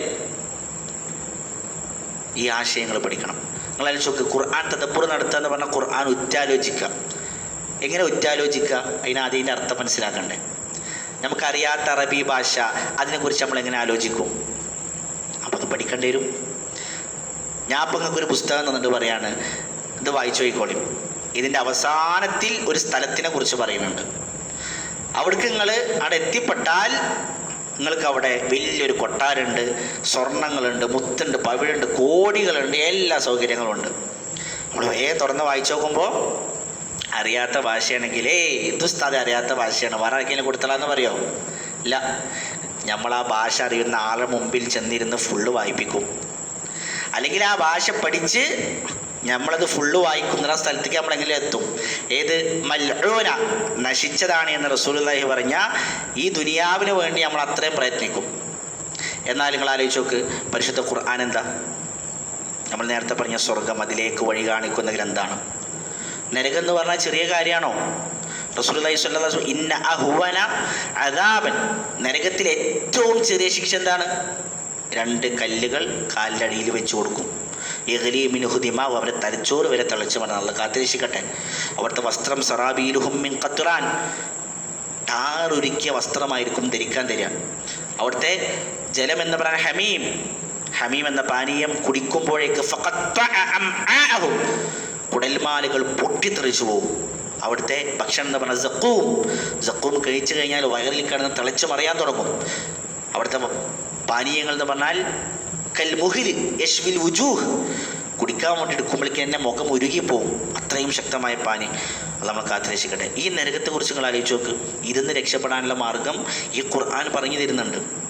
ഈ സ്വർഗത്തിലേക്ക് എത്തല പറഞ്ഞ് ഖുർആൻ പറഞ്ഞു തരുന്നുണ്ട്. അപ്പം അത് നമ്മൾ പഠിക്കാൻ വേണ്ടി തുറന്നു നോക്കുമ്പോൾ അറിയാത്ത ഭാഷയാണ്. എന്നാൽ ആ ഭാഷ അറിഞ്ഞ് അത് പഠിപ്പിക്കുന്ന ഒരാളെ മുന്നിലേക്ക് നമ്മൾ ചെന്നിരുന്നോ? ആ ഭാഷ പഠിച്ച് ഖുർആൻ മുഴുവൻ ഒരാവർത്തി വായിക്കാൻ നമ്മൾ ശ്രമിച്ചോ? പ്രിയമുള്ളവർ, ഇത് വളരെ ഗൗരവമുള്ള ചോദ്യമല്ലേ? നാളെ ഖബറിലേക്ക് എത്തിയാൽ അവിടെ നമ്മളെ പരലോക ജീവിതം ആരംഭിക്കുകയാണ്. മഹ്ശറിലല്ലല്ലോ പരലോക ജീവിതം ആരംഭിക്കണം, ഖബറിലാണ്. ഉസ്മാൻ ബിൻ അഫ്ഫാൻ റളിയല്ലാഹു അൻഹു ഖബർ കാണുമ്പോൾ കരയും. ഞാനീ ഇരിക്കണ പോലെ ഇരുന്നാൽ ഉസ്മാൻ റളിയല്ലാഹു താടി തുടമ തട്ടുമായിരുന്നു എന്നാണ്. അത്രയും താടിയുണ്ട്. അദ്ദേഹം ഖബർ കാണുമ്പോൾ അങ്ങനെ കരയും, താടി രോമങ്ങൾ നനയാൻ തുടങ്ങും. അപ്പോൾ സ്വഹാബത്തിങ്ങനെ പറയും, എന്താ ഉസ്മാനെ, റസൂല് സ്വർഗം പറയും നരകം പറയുമ്പോഴൊന്നും ഇജ്ജ് കരയണില്ലല്ലോ, എന്താ ഖബർ കാണുമ്പോൾ ഇങ്ങനെ കരയണം? അദ്ദേഹം പറഞ്ഞു, റസൂലുള്ളാഹി പറഞ്ഞിട്ടുണ്ട്, ഖബർ അവ്വലു മനാസിലിൽ ആഖിറ, പരലോകത്തേക്കുള്ള ആദ്യ കവാടമാണ്. ഇതിലാരെങ്കിലും വിജയിച്ചാൽ അതിനുശേഷമുള്ളതെല്ലാം എളുപ്പമാണ്. ഇതിലാരെങ്കിലും പരാജയപ്പെട്ടാൽ ഫമാ ബഅദുഹു അശദ്ദു മിൻഹു, അവൻ ഏറ്റവും പ്രയാസമാണ് അതിനുശേഷം. അപ്പോൾ ഈ ഖബറിലാണ് നമ്മൾ ആദ്യ വിചാരണ. പരലോകത്തേക്കുള്ള ആദ്യ കവാടം നമ്മുടെ ഖബറാണ്. മഹ്ശറിൽ വിജയിക്കുമോ പരാജയപ്പെടുമോ ഖബറിലെ ചോദ്യങ്ങൾക്ക് ഉത്തരം നൽകുന്നതിനനുസരിച്ച് അവിടെ തീരുമാനിക്കും. അപ്പം ഖബറിലെ ചോദ്യം ചെയ്യലാണ് ഉത്തരം ലഭിക്കേണ്ടത്. എന്താണ് ഖബറിലെ ചോദ്യങ്ങൾ? നമ്മൾ സാധാരണ 3 ചോദ്യങ്ങളാണ് പഠിച്ചു വെച്ചിരിക്കണത്. നിൻ്റെ റബ്ബാരാണ്, നിൻ്റെ ദീൻ ഏതാണ്, അതുപോലെ തന്നെ നിന്നിലേക്ക് അയച്ച പ്രവാചകൻ ആരാണ്, അള്ളാഹു ആണ്, മുഹമ്മദ് നബി സല്ലല്ലാഹു അലൈഹി വസല്ലമയാണ്, അതുപോലെ തന്നെ ഇസ്ലാം ദീനാണ്. ഇത് 3 ഉത്തരം പറഞ്ഞാൽ വിശ്വാസികൾ ഉത്തരം പറയും. കാഫിരീങ്ങൾ ഹാലാതിരിക്കറിയില്ല എന്ന് പറയും. എന്നാൽ 4-മത്തൊരു ചോദ്യമുണ്ട്. അതെന്താണ്? വമാ ഇമാമുക്ക, അല്ലെങ്കിൽ വമാ ഇൽമുക്ക, അല്ലെങ്കിൽ വമാ യുദ്രീക. അതൊക്കെ റിപ്പോർട്ട് വന്നിട്ടുണ്ട്. എങ്ങനെ നീ ഇതെല്ലാം മനസ്സിലാക്കി? നിന്റെ റബ്ബ് അള്ളേനെ എങ്ങനെ മനസ്സിലാക്കി? ദീൻ ഇസ്ലാമാണെന്ന് എങ്ങനെ എനിക്കറിയാം? മുഹമ്മദ് അന്നിലേക്ക് വന്ന പ്രവാചകൻ എനിക്ക് എങ്ങനെ അറിയാം? സല്ലല്ലാഹു അലൈഹി വസല്ലം. അതിന് വിശ്വാസിയായ മനുഷ്യൻ പറയുന്നതാണ് ഖറഅത്തുൽ ഖുർആൻ, ഞാൻ ഖുർആൻ വായിച്ചിട്ടുണ്ട്. ഫആമൻതു ബിഹി, ഞാനതിൽ വിശ്വസിച്ചിട്ടുണ്ട്. വസ്വദ്ദഖ്തു, ഞാനതിനെ സത്യപ്പെടുത്തിയിട്ടുണ്ട്. പ്രിയമുള്ളവരെ, നമ്മളോട് തന്നെ ചോദിക്കുക, നമ്മൾക്ക് പറയാൻ കഴിയുമോ എൻ്റെ റബ്ബ് അള്ളാഹു ആണ്, എൻ്റെ ദീൻ ഇസ്ലാമാണ്, എൻ്റെ പ്രവാചകൻ മുഹമ്മദ് നബി സല്ലല്ലാഹു അലൈഹി വസല്ലമയാണ്, ഖുർആനിൽ നിന്ന് ഞാൻ ആ ആശയം പഠിച്ചിട്ടുണ്ട് എന്ന് നമുക്ക് പറയാൻ കഴിയുമോ? നമ്മുടെ വീട്ടിലൊക്കെ ചിലപ്പോൾ അമ്മാനോട് തഫ്സീർ ഷോക്കേസിങ്ങനെ പൊടി പിടിച്ചിരിക്കുന്നുണ്ടാവും. 100 പ്രാവശ്യപ്പെടുന്ന എൻ്റെ റബ്ബ് അള്ളാഹു, എൻ്റെ റബ്ബ് അള്ളാഹു ആണ് ഇമ്പോസ് ചെയ്ത് പോയ ആൾക്കും ഖബറിൽ ഉത്തരം കിട്ടൂല. അള്ളാഹുവിൻ്റെ 10 നാമങ്ങൾ, ഖുർആനിൽ പറഞ്ഞൊരു 10 നാമങ്ങൾ നമുക്ക് പറയാൻ കഴിയുമോ? റസൂലുള്ളാഹി സ്വല്ലല്ലാഹു അലൈഹി വസല്ലമയെ കുറിച്ച് അല്ലാഹു ഖുർആനിൽ പറഞ്ഞ, ഇസ്ലാം ദീനിനെ കുറിച്ച് അല്ലാഹു ഖുർആനിൽ പറഞ്ഞ ആശയങ്ങൾ നമ്മൾക്കൊന്ന് പറയാൻ കഴിയുമോ? നമ്മളെങ്ങനെ ഖബറിൽ രക്ഷപ്പെടും? ഖുർആൻ പഠിക്കാതെ എങ്ങനെ രക്ഷപ്പെടും? നിസ്കാരം കൊണ്ട് മാത്രം രക്ഷപ്പെടുമോ? എങ്കിലും മുനാഫിക്കങ്ങൾ രക്ഷപ്പെടൂലേ? റസൂലുള്ളാഹി സ്വല്ലല്ലാഹു അലൈഹി വസല്ലം പറയാണ്, കാഫിരീങ്ങളും മുഅ്മിനീങ്ങളും അല്ലാത്ത 3-മത്തെ വിഭാഗം ഖബറിലുണ്ട്. അവരോട് ചോദിച്ചേക്കും, അവർ പറയും റബ്ബ് അല്ലാഹു ആണ്, ദീൻ ഇസ്ലാമാണ്, മുഹമ്മദ് നബിയാണ് പ്രവാചകൻ സ്വല്ലല്ലാഹു അലൈഹി വസല്ലം. അവരും ഉത്തരം പറയും. 4-മത്തെ ചോദ്യം, ഇത് എവിടുന്ന് പഠിച്ചു? അവർ പറയും, അത് ഞങ്ങൾക്കറിയില്ല, ഇവിടുന്ന് കേട്ടതാ. ചില പ്രസംഗങ്ങളിലൊക്കെ ഞാൻ കേട്ടു, പള്ളി കമ്മിറ്റിക്കാരിങ്ങനെ പറയുന്നുണ്ടായിരുന്നു, ആരൊക്കെ ദഅവത്തിന് വന്നപ്പോൾ ഇങ്ങനെ പറഞ്ഞു കേട്ടതാണ്, അല്ലാതെ ഞങ്ങൾ പഠിച്ചിട്ടില്ല. റസൂലുള്ളാഹി പറയാണ്, അവരും കുഫാറുകളിൽപ്പെട്ട മുനാഫിഖീങ്ങളാണ്. നഊദുബില്ലാഹ്, അല്ലാഹ് കാത്തുരക്ഷിക്കട്ടെ. അപ്പം അതുകൊണ്ട് പ്രിയമുള്ളവരെ, ഖുർആൻ പഠിക്കാതെ ഖബറിൽ രക്ഷയില്ല. അതുകൊണ്ട് ഖുർആൻ്റെ ആശയം പഠിക്കുന്ന നമ്മളൊന്ന് ആലോചിച്ച് നോക്കുക. ഞാൻ പറഞ്ഞത് നമുക്ക് നിരന്തരം നമ്മൾ ഓതേണ്ട ചില സൂറത്തുകളില്ലേ, നമ്മൾ സ്വയം ഒന്ന് ആലോചിക്കുക. റസൂലുള്ളാഹി പഠിപ്പിച്ചാണ് സൂറത്തുൽ ഇഖ്ലാസും സൂറത്തുൽ ഫലഖും സൂറത്തുൽ നാസും. ഖുൽ ഹുവല്ലാഹു അഹദ്, ഖുൽ അഊദു ബിറബ്ബിൽ ഫലഖ്, ഖുൽ അഊദു ബിറബ്ബിൻ നാസ്. ഈ ചെറിയ സൂറത്തുകൾ രാവിലെ 3 പ്രാവശ്യം ചെല്ലണം, വൈകുന്നേരം 3 പ്രാവശ്യം ചെല്ലണം, കടക്കുമ്പോൾ 3 പ്രാവശ്യം ചെല്ലണം, 5 വക്ത് നിസ്കാരം ശേഷം ചെല്ലണം. ഈ സൂറത്തുകളുടെ അർത്ഥം എന്ന് പറയാൻ പറഞ്ഞാൽ നമ്മൾക്കറിയോ? ദിവസവും 17 പ്രാവശ്യം നമ്മൾ നിർബന്ധമായി നിസ്കാരത്തിൽ ഓതുന്ന സൂറത്തുൽ ഫാത്തിഹ, അൽഹംദുലില്ലാഹി റബ്ബിൽ ആലമീൻ മുതൽ വലല്ലാലീൻ വരെ അർത്ഥം പറയാൻ പറഞ്ഞാൽ നമുക്കറിയോ? 5 വഖത്ത് നിസ്കാരങ്ങൾക്ക് ശേഷവും ആയത്തുൽ കുർസി ഓതിയാൽ സ്വർഗത്തിലേക്ക് അവന് പ്രവേശിക്കുവാൻ മരണമല്ലാതെ മറ്റൊന്നും തടസ്സമില്ല എന്ന് റസൂല് പറഞ്ഞ ആയത്തുൽ കുർസി, അള്ളാഹിൻ്റെ നാമങ്ങളും വിശേഷണങ്ങളും പറയുന്ന ആയത്തുൽ കുർസി, ഖുർആനിലെ ഏറ്റവും മഹത്തരമായ ആയത്തായ ആയത്തുൽ കുർസി, അല്ലാഹു ലാ ഇലാഹ ഇല്ലാ ഹുവൽ ഹയ്യുൽ ഖയ്യൂം മുതൽ അർത്ഥം പറയാൻ പറഞ്ഞാൽ നമുക്കറിയോ? രാത്രി കടക്കാൻ നേരത്ത് ഈ 2 ആയത്തുകൾ ഓതിയാൽ കഫത്താഹു, അവനത് മതി എന്ന് റസൂലുള്ളാഹി പറഞ്ഞ ആമന റസൂൽ. അതിൻ്റെ അർത്ഥം എന്ന് പറയാൻ പറഞ്ഞാൽ നമുക്കറിയോ? നമ്മൾ ആലോചിക്കുക, ഖുർആനിലെ ഏറ്റവും മഹത്തരമായ ആയത്തുകളുടെയും സൂറത്തുകളുടെയും അർത്ഥം പോലും നമുക്കറിയില്ല എങ്കിൽ ഖബറിൽ നമ്മളെങ്ങനെ രക്ഷപ്പെടും? അതുകൊണ്ട് നമ്മൾ നിയ്യത്തെടുക്കുക, നമ്മളൊരു തീരുമാനം എടുക്കുക. ഈ സൂറത്തുകളുടെ, ഈ ആയത്തുകളുടെ, ഏറ്റവും ചുരുങ്ങിയത് ഈ ആയത്തുകളുടെ, ഈ സൂറത്തുകളുടെ അർത്ഥമെങ്കിലും ആശയമെങ്കിലും ഞാൻ പഠിക്കും. സൂറത്തുൽ ഫാത്തിഹ മുതൽ മിനൽ ജിന്നത്തി വന്നാസ് വരെ ഒരാവർത്തി ഞാനൊന്ന് വായിക്കും. സലഫുകൾ പറയാറുണ്ട്, ഞങ്ങൾക്ക് അള്ളാഹോട് സംസാരിക്കാൻ തോന്നിയാൽ ഞങ്ങൾ നിസ്കാരത്തിൽ കണ്ട് നിൽക്കും. അള്ളാഹിനോടുള്ള സംസാരമാണ് നിസ്കാരം. എന്നാൽ അള്ളാഹു ഞങ്ങളോട് സംസാരിക്കണത് കേൾക്കണമെന്ന് തോന്നിയാൽ ഞങ്ങൾ ഖുർആൻ തുറന്ന് വായിക്കും. കാരണം ഖുർആൻ അള്ളാഹിൻ്റെ വചനാണ്. നിങ്ങൾ ആലോചിച്ച് നോക്കുക, അള്ളാഹു സുബ്ഹാനഹു വ തആല നമുക്ക് വെള്ളം നൽകിയ, നമുക്ക് വായു നൽകിയ, നമുക്ക് ഭക്ഷണം നൽകിയ, നമുക്ക് ലഭിച്ച മുഴുവൻ അനുഗ്രഹങ്ങളും നമുക്ക് നൽകിയ ആ അള്ളാഹുവിൻ്റെ കലാമായ ഖുർആൻ, അള്ളാഹുവിന് നമ്മളോട് പറയാനുള്ള കാര്യങ്ങൾ 114 സൂറത്തുകളിലായി 6000 വചനങ്ങളിലായി വായിച്ചോളും. യാ അയ്യുഹന്നാസ്, ജനങ്ങളെ, ഖദ് ജാഅതുകും മൗഇളത്തും മിർ റബ്ബിക്കും, നിങ്ങൾക്കില്ല ഉപദേശമാണിത് എന്ന് പറഞ്ഞിട്ട് തന്നിട്ട് എനിക്ക് ആ ഉപദേശം വേണ്ട എന്ന് പറയുന്നവരാണോ പ്രിയമുള്ളവരെ നമ്മൾ? അതുകൊണ്ട് വളരെ ഗൗരവത്തിൽ ആ വിഷയം നമ്മൾ നോക്കിക്കാണണം. നിസ്സാരമായി നമ്മൾ കാണുന്ന വിഷയമല്ല. അള്ളാഹു സുബ്ഹാനഹു വ തആല നമ്മൾ നിങ്ങൾ ആലോചിക്കാം, ഞാനിപ്പോൾ ഈ പള്ളിയിൽ നിന്നിട്ട് ഇറങ്ങി പോകുന്ന സമയത്ത് യാണ്ട് വീണാൽ നമ്മളൊക്കെ ഓടി വരില്ലേ? എന്നെ പിടിച്ച് എന്ത് ചെയ്യും? എനിക്ക് ആവശ്യമുള്ള ശുശ്രൂഷകളൊക്കെ നൽകി, ചിലപ്പോൾ ഇങ്ങ് പോകാൻ വയ്ക്കില്ലെങ്കിൽ എന്നെ വീട്ടിലാക്കി എല്ലാം ചെയ്തു തരും. അപ്പോൾ ഞാൻ എന്തൊക്കെ പറയും നിങ്ങളോട്? ഞാൻ ആകെ ഇടങ്ങാറായി, ഞാൻ അങ്ങനെ അവിടെ നിന്ന് വന്നേന്ന് ഞങ്ങൾ പറഞ്ഞു. പക്ഷേ എന്തെങ്കിലാകെ ചെയ്തോളൂ, ഞാൻ വീണൊന്ന് നീക്കാൻ വേദ കിടന്നപ്പോൾ എന്നെ പിടിച്ച് ചെറിയ ഹെൽപ്പ് ചെയ്തു തന്നു. നിങ്ങൾ അയച്ചു അള്ളാഹു നമുക്ക് നൽകിയ അനുഗ്രഹങ്ങൾ എത്ര എണ്ണിയാൽ തീരുമോ? ക്ലിപ്തപ്പെടുത്താൻ കഴിയോ? ഈ തലച്ചോറ് മാത്രം എടുത്താൽ 14 സെൻറ്റിമീറ്റർ വ്യാപ്തി, 1.5 കിലോഗ്രാം വെയിറ്റ് ഉള്ളു. വെള്ളിയാഴ്ച ഇറച്ചിപ്പൊതി ഇങ്ങനെ മേടിച്ചുകൊണ്ടുപോകുമ്പോൾ 1.5 കിലോൻ്റെ ഇറച്ചിപ്പൊതി മേടിച്ചുകൊണ്ടുപോകുമ്പോൾ എത്ര ഉണ്ടാവും? അത്ര തലച്ചോറുള്ളൂ. 15 വാട്ട്സ് വൈദ്യുതിയാണ് ഒരു ദിവസം തലച്ചോറ് ഉൽപ്പാദിപ്പിക്കുന്നത്. ഒരു ലൈറ്റ് കത്താൻ ആവശ്യമായ ഇലക്ട്രിസിറ്റി. നമുക്ക് എപ്പോഴും ഷോക്ക് അടിച്ചുകൊള്ളണം. നമ്മുടെ രക്തക്കൊയിലുകൾ നീർത്തി വെച്ചാൽ 3 തവണ ലോകം മുഴുവൻ സഞ്ചരിക്കാനുള്ള ദൂരം ഉണ്ട് എന്നാണ്. ആ നീളത്തൊക്കെ പാടെ ചുരുട്ടി കൂട്ടി എങ്ങനെ ഇതിനുള്ളിൽ വെച്ച്? ഒരു കിഡ്നി നഷ്ടപ്പെട്ടാൽ അവസ്ഥ എന്താ? അല്ലാഹു മാരകമായ അസുഖങ്ങൾ നമ്മൾ കാത്തിരക്ഷിക്കുമാറാകട്ടെ. ഒരു കണ്ണിൻ്റെ കാഴ്ചയുടെ പവർ എത്ര? ശബ്ദത്തിൽ ശരീരത്തിൻ്റെ മുഴുവൻ ഭാഗത്തേക്കും അത് പമ്പ് ചെയ്യണം. ഇതിന് ഹൃദയത്തിന് ആവശ്യമായ സമയം 0.8 സെക്കൻഡാണ്. കണ്ണ് വെട്ടി തുറക്കണമെങ്കിൽ 1 സെക്കൻഡ് വേണ്ടേ? 0.8 സെക്കൻഡിന് എത്ര?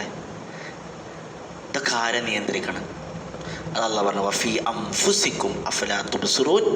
നിങ്ങളുടെ ശരീരം എന്ന് പറഞ്ഞാൽ അത്ഭുതങ്ങളുടെ കലവറയാണ്, നിങ്ങൾ നോക്കി കാണുന്നില്ലേ?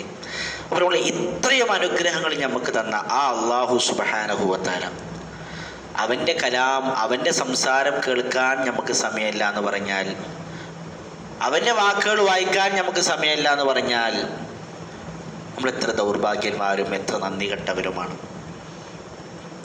മാത്രമല്ല, നിങ്ങൾ ആലോചിക്കുക, പരിശുദ്ധ ഖുർആൻ എന്ന് പറഞ്ഞാൽ ഒരു മനുഷ്യൻ്റെ ജീവിതത്തിൽ മുഴുവൻ അവന് സമാധാനവും സന്തോഷം നൽകുന്ന ഒരു ഗ്രന്ഥമാണ്. അല്ലാഹു സുബ്ഹാനഹു വ തആല പറഞ്ഞു, ഫമൻ തബിഅ ഹുദായ ഫലാ ഖൗഫുൻ അലൈഹിം വലാ ഹും യഹ്സനൂൻ. ഈ സന്മാർഗം, ഈ ഹുദ, ഖുർആൻ, ഹദീസ്, അത് രണ്ടും മുറുകെ പിടിച്ചാൽ ഓന് ദുഃഖിക്കണ്ട, ഓന് സങ്കടപ്പെടുകയും ചെയ്യേണ്ട ആവശ്യമില്ല. എനിക്കൊന്നും അനുഭവമില്ല, എൻ്റെ ഉമ്മൊക്കെ ഇങ്ങനെ പറഞ്ഞ് കേൾക്കുക. നിങ്ങൾക്കൊക്കെ എന്തായാലും അനുഭവങ്ങൾ ഉണ്ടാവും. പണ്ടത്തെ ഒരു കാലഘട്ടം, അന്ന് പറഞ്ഞാൽ ആൾക്കാർക്ക് തിന്നാനൊന്നുമില്ല. നിങ്ങളൊക്കെ അത് അനുഭവിച്ചിട്ടുണ്ടാവും. 10 പൈസ ഉണ്ടെങ്കിൽ ബസ് കയറിയിട്ട് സ്കൂൾക്ക് പോയിട്ട് തിരിച്ചു വരാം. പക്ഷെ 10ൻ്റെ പൈസ പോലും കൊടുക്കാനില്ലാതെ നടന്നു പോയിരുന്നു എന്നാണ്. പറ്റൊന്നുണ്ടാവില്ല, കഞ്ഞിവെള്ളം മാത്രം കോരി കുടിക്കും. ഒരു മുറി ചക്കയെ അല്ലെങ്കിൽ കുറച്ച് പൂളയോ കുറച്ച് കിഴങ്ങ കിട്ടിയ ഒരു നേരത്തെ ഭക്ഷണമായി. അങ്ങനെ ജീവിച്ചിരുന്ന കാലഘട്ടത്തിൽ സമാധാനം ഉണ്ടായിരുന്നു എന്ന് എപ്പോഴും പറയും. ഇന്ന് ആൾക്കാർക്ക് പൈസ ഉണ്ട്, സൗകര്യങ്ങളുണ്ട്, പക്ഷേ സമാധാനം. സൈക്കാട്രി ഡോക്ടർമാരെ മുന്നിൽ ചെന്ന നീണ്ട ക്യൂ ആണ്. 10,000 20,000 കൊടുത്തിട്ടാണ് ആൾക്കാർ കൗൺസിലിങ്ങിന് പോണത്. ആളുകൾ ഖുർആനിൽ നിന്നാകുന്നു. അല്ലാഹു സുബ്ഹാനഹു വ തആല നുനസ്സിലു മിനൽ ഖുർആനി മാ ഹുവ ശിഫാ. ഈ ഖുർആനിലുണ്ട് എല്ലാത്തിനുള്ള ശമനം. കഴിഞ്ഞ ദിവസം ഒരാൾ എനിക്ക് വിളിച്ചു. അയാൾ വിളിച്ചിട്ട്, അയാളിങ്ങനെ യൂട്യൂബിൽ നിന്നൊക്കെ പ്രസംഗം കേൾക്കേണ്ട ഒരാളാണ്. അയാൾ വിളിച്ചിട്ട് ഇങ്ങനെ അയാൾ പറഞ്ഞു, വീട്ടിലെ കുറേ അവസ്ഥകൾ അയാൾ പറഞ്ഞു. അപ്പോൾ അയാളിങ്ങനെ പറഞ്ഞു, ഭാര്യ കാമവാദമാണ്, അതിൻ്റെ പ്രയാസങ്ങളാണ്, ഓരോ അസുഖങ്ങളാണ്, മുഖം വീർക്കുക, അത് ഇങ്ങനെ ഓരോ ബുദ്ധിമുട്ട്. മകന് മൂക്കുന്ന ചോര വന്നിട്ട് മകനിപ്പോൾ ഒരു ട്രീറ്റ്മെൻറ്റിലാണ്. മകളെ കുട്ടിക്ക് ഇപ്പോൾ മഞ്ഞപ്പിത്തം പിടിച്ചിട്ട് അങ്ങനെ പ്രശ്നത്തിലാണ്. മകൾ പനിയാണ്. ഞാനിങ്ങനെ ഓരോ ദിവസവും കൂലിപ്പണിക്ക് പോയിട്ട് 500 1000 കൊണ്ടുവരും. ഇപ്പം എല്ലാവർക്കും അസുഖമായിട്ട് എനിക്കും പോകാൻ പറ്റാത്ത അവസ്ഥയിലാണ്. അപ്പം അയാൾ ഇതിൻ്റെ ഏതോ ഒരു ക്ലാസ്സിൽ നിന്ന് ഖുർആനിൽ അല്ലാഹു സുബ്ഹാനഹു വ തആല പരീക്ഷണവുമായി ബന്ധപ്പെട്ട് പറഞ്ഞ ഒരു ആയത്ത് കേട്ടിട്ട് അതിൻ്റെ ആശയം അയാൾ മനസ്സിലാക്കിയിട്ട് അയാൾ വിളിച്ചതാണ്. അപ്പോൾ അയാളിങ്ങനെ പറഞ്ഞു, ഞാൻ അങ്ങനെ പറഞ്ഞു കൊടുത്തു അയാൾക്ക്. അപ്പോൾ അയാളിങ്ങനെ ചോദിക്കണം, എന്താ ഇപ്പോൾ ചെയ്യുക, എന്താണ് ഇങ്ങനെ പരീക്ഷണങ്ങൾ? നിങ്ങൾ ആലോചിച്ച് നോക്ക്, ഇങ്ങനെ പറയുന്ന ഒരാൾ എന്താ ഇപ്പോൾ ഞാൻ പറഞ്ഞു കൊടുക്കുക? അയാൾക്ക് ചികിത്സിക്കാൻ പൈസ ഇല്ല. ഇപ്പം പൈസ കൊടുത്താൽ തന്നെ അയാൾ വീട്ടിലെ അവസ്ഥ ഒന്ന് ആലോചിച്ച് നോങ്ങൾ. അതൊന്നാമത്തെ ഒരു കാര്യം. രണ്ടാമത്തൊന്ന്, ഒരു 4 ദിവസം മുമ്പേ ഗൾഫിൽ നിന്ന് ഒരാൾ മെസ്സേജ് ചെയ്യുന്നു, UAE നിന്ന്. അയാൾക്ക് മാസം 8 ലക്ഷം രൂപയാണ് ശമ്പളം. അല്ലാഹു ബർക്കത്ത് ചെയ്യട്ടെ. അയാളുടെ ഭാര്യയ്ക്ക് മാസം 2 ലക്ഷം. മാസം 10 ലക്ഷം രൂപ ശമ്പളം മേടിക്കുന്നൊരു കുടുംബമാണ്.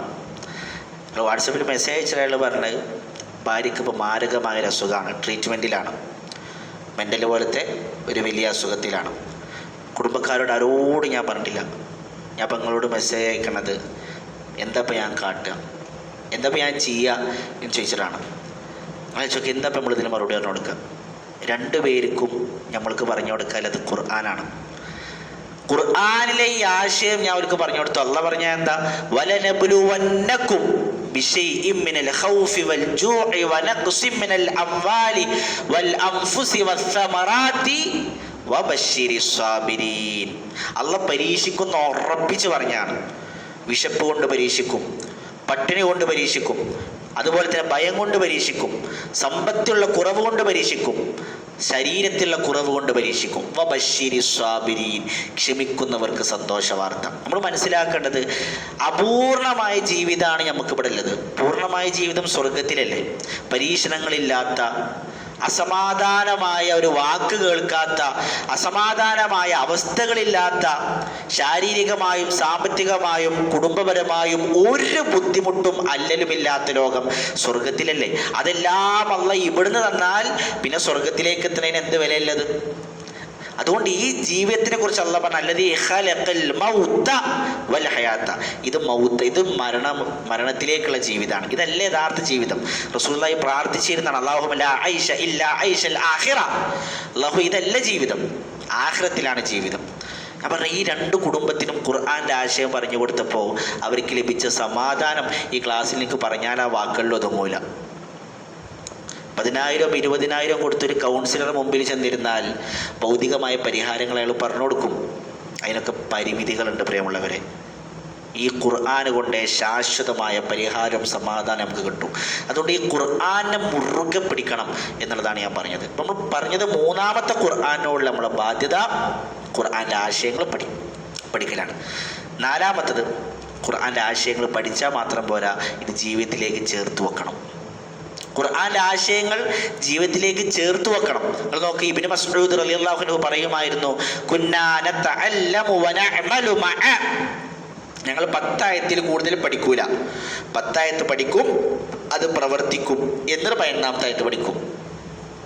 പഠിക്കുന്ന കാര്യങ്ങൾ ജീവിതത്തിൽ ഉണ്ടാവണം. ഖുർആൻ എന്നൊരാശയം കേട്ടാൽ നമ്മുടെ ദേഹേച്ഛകളോട് എത്ര മല്ല് പിടിക്കുന്ന ആശയമാണത് എങ്കിലും, വർഷങ്ങളായി നമ്മൾ ചെയ്തു വരുന്ന ഒരു ശീലമാണ് എങ്കിലും, ഖുർആനിൽ നിന്ന് തെറ്റാണെന്ന് മനസ്സിലാക്കിയോ അപ്പം തിരിയാൻ നമുക്ക് സാധിച്ചിട്ടില്ല എങ്കിൽ അല്ലാഹ് എന്താ പറഞ്ഞത്?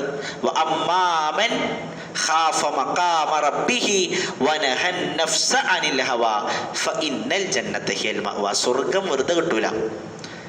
അള്ളാഹുവിന്റെ മഖാമിനെ ഭയപ്പെടുകയും വനഹൻ നഫ്സ അനിൽ ഹവാ, ഇച്ഛകളെ അതിൽ നിന്ന് വിട്ടുനിൽക്കുകയും ചെയ്ത ആളുകൾ. നമ്മളെ മനസ്സ് പലതിനും പ്രേരിപ്പിക്കും, പല തെറ്റുകൾക്കും പല തിന്മകൾക്കും മനസ്സ് പ്രേരിപ്പിക്കും. എന്നാൽ അതിൽ നിന്ന് പൂർണ്ണമായി വിട്ടുനിന്ന് അള്ളാഹു സുബ്ഹാനഹു വ തആല ഭയപ്പെട്ട് ഖുർആന്റെ ആശയങ്ങൾ ജീവിതത്തിലേക്ക് ചേർത്ത് വെച്ച് ആർക്ക് ജീവിക്കാൻ സാധിച്ചോ ഫഇന്നൽ ജന്നത ഹിയൽ മഅവാ, ഓൽക്കാണ് സ്വർഗം കിട്ടുക. മഹാനായ ഉമർ ഇബ്നു അബ്ദുൽ അസീസ് റഹ്മത്തുള്ളാഹി അലൈഹി നിസ്കരിച്ചുകൊണ്ടിരിക്കുമ്പോൾ അദ്ദേഹം ഇങ്ങനെ ആയത്തോതാണ്, ഫഅൻദർതുകും നാറൻ തലല്ലാ, കത്തിജ്വലിക്കുന്ന നരകത്തെ കൊണ്ട് ഞാനിതാ താക്കീത് നൽകുന്നു. അദ്ദേഹം കരയാൻ തുടങ്ങിയതാണ്. കരഞ്ഞ് ആയത്ത് പിന്നെ ഓതും, പിന്നെ കാര്യം, പിന്നെ ഓതും, പിന്നെ കാര്യം. അവസാനം വേറൊരു ആയത്തോ സൂറത്ത് ഓതിയിട്ട് അദ്ദേഹം നിസ്കാരം അവസാനിപ്പിച്ചു എന്നാണ്. ഖുർആൻ്റെ ആശയങ്ങൾ അവിടെ ജീവിതത്തിൽ വരുത്തിയ പരിവർത്തനങ്ങളാണ്. ജാഹിലിയ കാലഘട്ടത്തിൽ മീശ ഇങ്ങനെ കട്ടിയിൽ വെക്കുന്നതാണ്. ചുണ്ടിനടിയിൽ ഇറങ്ങിയ മീശ വെട്ടിക്കളയണം, അതാണ് സുന്നത്ത്. പക്ഷെ അവരിങ്ങനെ മീശ കട്ടിയിൽ വെക്കും. എന്നിട്ട് കള്ളു കുടിച്ച് വയറ് നിറഞ്ഞാൽ മീശയിലേക്ക് ഇങ്ങനെ കള്ളു വെക്കും. പുറത്തിറങ്ങി പോകുമ്പോൾ ഇങ്ങനെ ടേസ്റ്റ് എടുക്കാൻ വേണ്ടിയിട്ട്. ആ ഒരു ജനതയിലേക്കാണ് ആയത്തിറങ്ങുന്നത്. ഫഹൽ അന്തും മുന്തഹൂൻ, വിരമിക്കാനായില്ലേ നിങ്ങൾക്ക്? സ്വഹാബത്ത് എന്താ പറഞ്ഞു? ഇൻതഹൈനായ റസൂലല്ലാഹ്, റസൂലേ ഈ ഒരു ഗ്ലാസ് കൂടി കുടിക്കട്ടെ, നാളൊരു കല്യാണം കൂടി ഉണ്ട്, അതുകൂടെ എന്നാണ് കഴിഞ്ഞിട്ട് മേടിച്ചൊരു കുപ്പിയുണ്ട്, അതങ്ങോട്ട് തീർന്നിട്ട് ഇല്ല. ഇൻതഹൈനായ റസൂലല്ലാഹ്, മദീനയിൽ ഹവാലി എന്ന പ്രദേശത്തുകൂടെ മദ്യത്തിൻ്റെ ചഷകങ്ങൾ വീപ്പകൾ അടിച്ചു പൊട്ടിച്ച് അവർ ആ വഴികളിലൂടെ അങ്ങനെ ഒഴുകിപ്പോയിരുന്നു എന്നാണ്. അതാണ് സ്വഹാബത്ത്. ആ ഖുർആനാണ് പ്രിയമുള്ളവരെ നമ്മുടെ കൈകളിലുമുള്ളത്. അവരുടെ ജീവിതത്തിൽ എന്ത് മാറ്റം വരുത്തിയോ ആ മാറ്റങ്ങൾ നമ്മുടെ ജീവിതത്തിൽ വന്നാലേ അബൂബക്കർ സിദ്ദീഖ് റളിയല്ലാഹുവിന്റെ അടുത്തേക്ക് വന്ന അതേ മലക്കുൽ മൗത്താണ് നമ്മൾക്കും വരാനുള്ളത്. ഉമർ റളിയല്ലാഹുവിന്റെ അടുത്തേക്ക് വന്ന അതേ മലക്കുൽ മൗത്താണ് നമ്മുടെ അടുത്തേക്കും വരാനുള്ളത്. അവർ പ്രവേശിക്കുമെന്ന് പറഞ്ഞ ഏത് സ്വർഗമാണോ അതേ സ്വർഗത്തിലേക്ക് പോകാനാണ് നമ്മളും ആഗ്രഹിക്കുന്നത്. എന്താ ക്വാളിറ്റി? ഖുർആനിലെ പ്രാർത്ഥനകൾ, എത്ര പ്രാർത്ഥന നമുക്കറിയാം, എത്ര സുന്ദരമായ പ്രാർത്ഥന ഖുർആനിലുണ്ട്. ആദം നബി സ്വല്ലല്ലാഹു അലൈഹി വസല്ലമിന്റെ പ്രാർത്ഥന, നൂഹ് നബി സ്വല്ലല്ലാഹു അലൈഹി വസല്ലം, എത്ര പ്രാർത്ഥനകൾ. സൂറത്തുൽ അഅറാഫിൽ ആദം നബി സ്വല്ലല്ലാഹു അലൈഹി വസല്ലമിന്റെ പ്രാർത്ഥന, റബ്ബനാ ളലംനാ അൻഫുസനാ വഇല്ലം തഗ്ഫിർ ലനാ വതർഹംനാ ലനകൂനന്ന മിനൽ ഖാസിരീൻ. ഈ പ്രാർത്ഥനയ്ക്ക് നമുക്കറിയോ? നൂഹ് നബി സ്വല്ലല്ലാഹു അലൈഹി വസല്ലമിന്റെ പ്രാർത്ഥന, റബ്ബി ഗ്ഫിർ ലി വലിവാലിദയ്യ വലിമൻ ദഖല ബൈതിയ മുഅ്മിനൻ വലിൽ മുഅ്മിനീന വൽ മുഅ്മിനാത്ത്. സൂറത്തു മറിയം അല്ലാഹ് ആരംഭിക്കണ തന്നെ സക്കരിയ നബി അലൈഹി സ്വലാത്തു വസ്സലാമിന്റെ പ്രാർത്ഥന പറഞ്ഞ വാർദ്ധക്യത്തിലെത്തി അങ്ങേയറ്റം മുടിയെല്ലാം നരച്ച് അദ്ദേഹം പറയാണ്, ഇദ്നാദാ റബ്ബഹു നിദാഅൻ ഖഫിയ്യാ ഖാല റബ്ബി ഇന്നി വഹനൽ അദ്മു മിന്നി വഷ്തഅല റഅസു ശൈബാ വലം അകും ബിദുആഇക റബ്ബി ശഖിയ്യാ. എൻ്റെ റബ്ബേ, നിന്നോടുള്ള പ്രാർത്ഥനയിൽ ഞാൻ ദൗർഭാഗ്യവാനല്ല. ഇത്ര സുന്ദരമായ പ്രാർത്ഥനയാണ്. 18 വർഷം രോഗം വന്ന് കിടന്ന് അയ്യൂബ് നബി അള്ളാഹിനെ വിളിച്ച വിളി സൂറത്തുൽ അംബിയയിൽ അള്ളാഹ് പറയുന്നുണ്ട്, വഅയ്യൂബ ഇദ് നാദാ റബ്ബഹു അന്നീ മസ്സനിയൽ ദുർറ് വഅൻത അർഹമുർ റാഹിമീൻ. നമ്മൾ പഠിച്ചുകൊണ്ടാ പ്രാർത്ഥന. സൂറത്തുൽ ഫുർഖാന്റെ അവസാന ഭാഗത്ത് അള്ളാഹുവിന് ഇഷ്ടപ്പെട്ട ഇബാദുർ റഹ്മാൻ അവരുടെ വിശേഷണങ്ങൾ പറയുന്നിടത്ത് അവർ പ്രാർത്ഥിക്കും എന്ന് പറഞ്ഞ് അള്ളാഹ് പഠിപ്പിച്ചൊരു പ്രാർത്ഥന ഉണ്ട്. റബ്ബനാ ഹബ് ലനാ മിൻ അസ്വാജിനാ വദുർരിയാതിനാ ഖുർറത അയുൻ വജ്അൽനാ ലിൽ മുത്തഖീന ഇമാമാ. കുടുംബത്തിന് കൺകുളിർമ കിട്ടാനുള്ള പ്രാർത്ഥനയാണ്. ഇത്തരം സുന്ദരമായ പ്രാർത്ഥന ഖുർആനിൽ നമ്മൾ പഠിക്കണം, ആ ആശയങ്ങൾ മനസ്സിലാക്കണം, ജീവിതത്തിലേക്ക് ചേർത്ത് വെക്കണം. പ്രിയമുള്ളവരെ, കുറച്ച് കാര്യങ്ങൾ മാത്രമേ നമ്മൾ പറഞ്ഞുള്ളൂ. ഖുർആൻ അല്ലാഹു സുബ്ഹാനഹു വ തആല നമുക്കായി നൽകിയ മൗഇളത്താണ്, ഉപദേശമാണ്. നമ്മുടെ ഹൃദയത്തിലെ വിഷമങ്ങൾക്കും വേദനകൾക്കും എല്ലാമുള്ള പരിഹാരമാണ്. ആ ഖുർആൻ സമാധാനത്തിൻ്റെയും സന്തോഷത്തിൻ്റെയും ഒരു ഗ്രന്ഥമായി നമുക്ക് ലഭിക്കണമെങ്കിൽ, നാളെ പരലോകത്ത് അനുകൂലമായി നമുക്ക് സാക്ഷി പറയണമെങ്കിൽ പ്രധാനമായും 4 കാര്യങ്ങൾ നമ്മളതിനോട് പുലർത്തണം. 1 ഖുർആൻ്റെ പാരായണമാണ്, 2 ഖുർആൻ്റെ ഹിഫ്ള് പഠനമാണ്, 3 ഖുർആൻ്റെ ആശയങ്ങൾ പഠിക്കലാണ്, 4 ഖുർആൻ്റെ ആശയങ്ങൾ ജീവിതത്തിലേക്ക് ചേർത്ത് വെച്ച് ജീവിതത്തെ ചിട്ടപ്പെടുത്തലുമാണ്. അല്ലാഹു സുബ്ഹാനഹു വ തആല ഖുർആൻ പഠിക്കുവാനും ഖുർആൻ്റെ ആശയങ്ങൾ ജീവിതത്തിലേക്ക് ചേർത്ത് വെച്ച് ജീവിക്കുവാനും അങ്ങനെ മുവഹ്ഹിദീങ്ങളായി ഇസ്തിഖാമത്തോടുകൂടി മരണം വരെ നിലകൊള്ളുവാനും കലിമത്ത് തൗഹീദ് ഉച്ചരിച്ചുകൊണ്ട് മരണപ്പെടുവാനുള്ള തൗഫീഖ് നമുക്ക് നമ്മുടെ കുടുംബത്തിനും അല്ലാഹു സുബ്ഹാനഹു വ തആല നൽകി അനുഗ്രഹിക്കുമാറാകട്ടെ.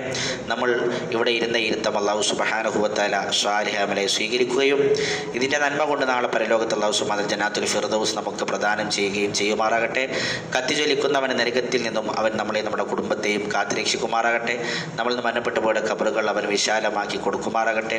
അവരെയും നമ്മളെയും അവൻ ജന്നാത്തുൽ ഫിർദൗസിൽ ഒരുമിച്ച് കൂട്ടി അനുഗ്രഹിക്കുമാറാകട്ടെ. അല്ലാഹു ഞങ്ങളുടെ കൂടുതൽ രോഗിയായ ധാരാളം ആളുകളുടെ അവരുടെ രോഗങ്ങൾ നീ ശിഫയാക്കി കൊടുക്കണമേ. റബ്ബന ആതിന ഫിദ്ദുനിയ ഹസനതൻ വഫിൽ ആഖിറതി ഹസനതൻ വഖിനാ അദാബന്നാർ. റബ്ബന തഖബ്ബൽ മിന്നാ റബ്ബന തഖബ്ബൽ മിന്നാ റബ്ബന തഖബ്ബൽ മിന്നാ ഇന്നക അൻത സമീഉൽ അലീം വതുബ് അലൈനാ ഇന്നക അൻത തവ്വാബുർ റഹീം. സുബ്ഹാനകല്ലാഹുമ്മ വബിഹംദിക അഷ്ഹദു അൻ ലാ ഇലാഹ ഇല്ലാ അൻത അസ്തഗ്ഫിറുക വഅതൂബു ഇലൈക്. അസ്സലാമു അലൈക്കും വറഹ്മത്തുള്ളാഹി വബറകാതുഹു.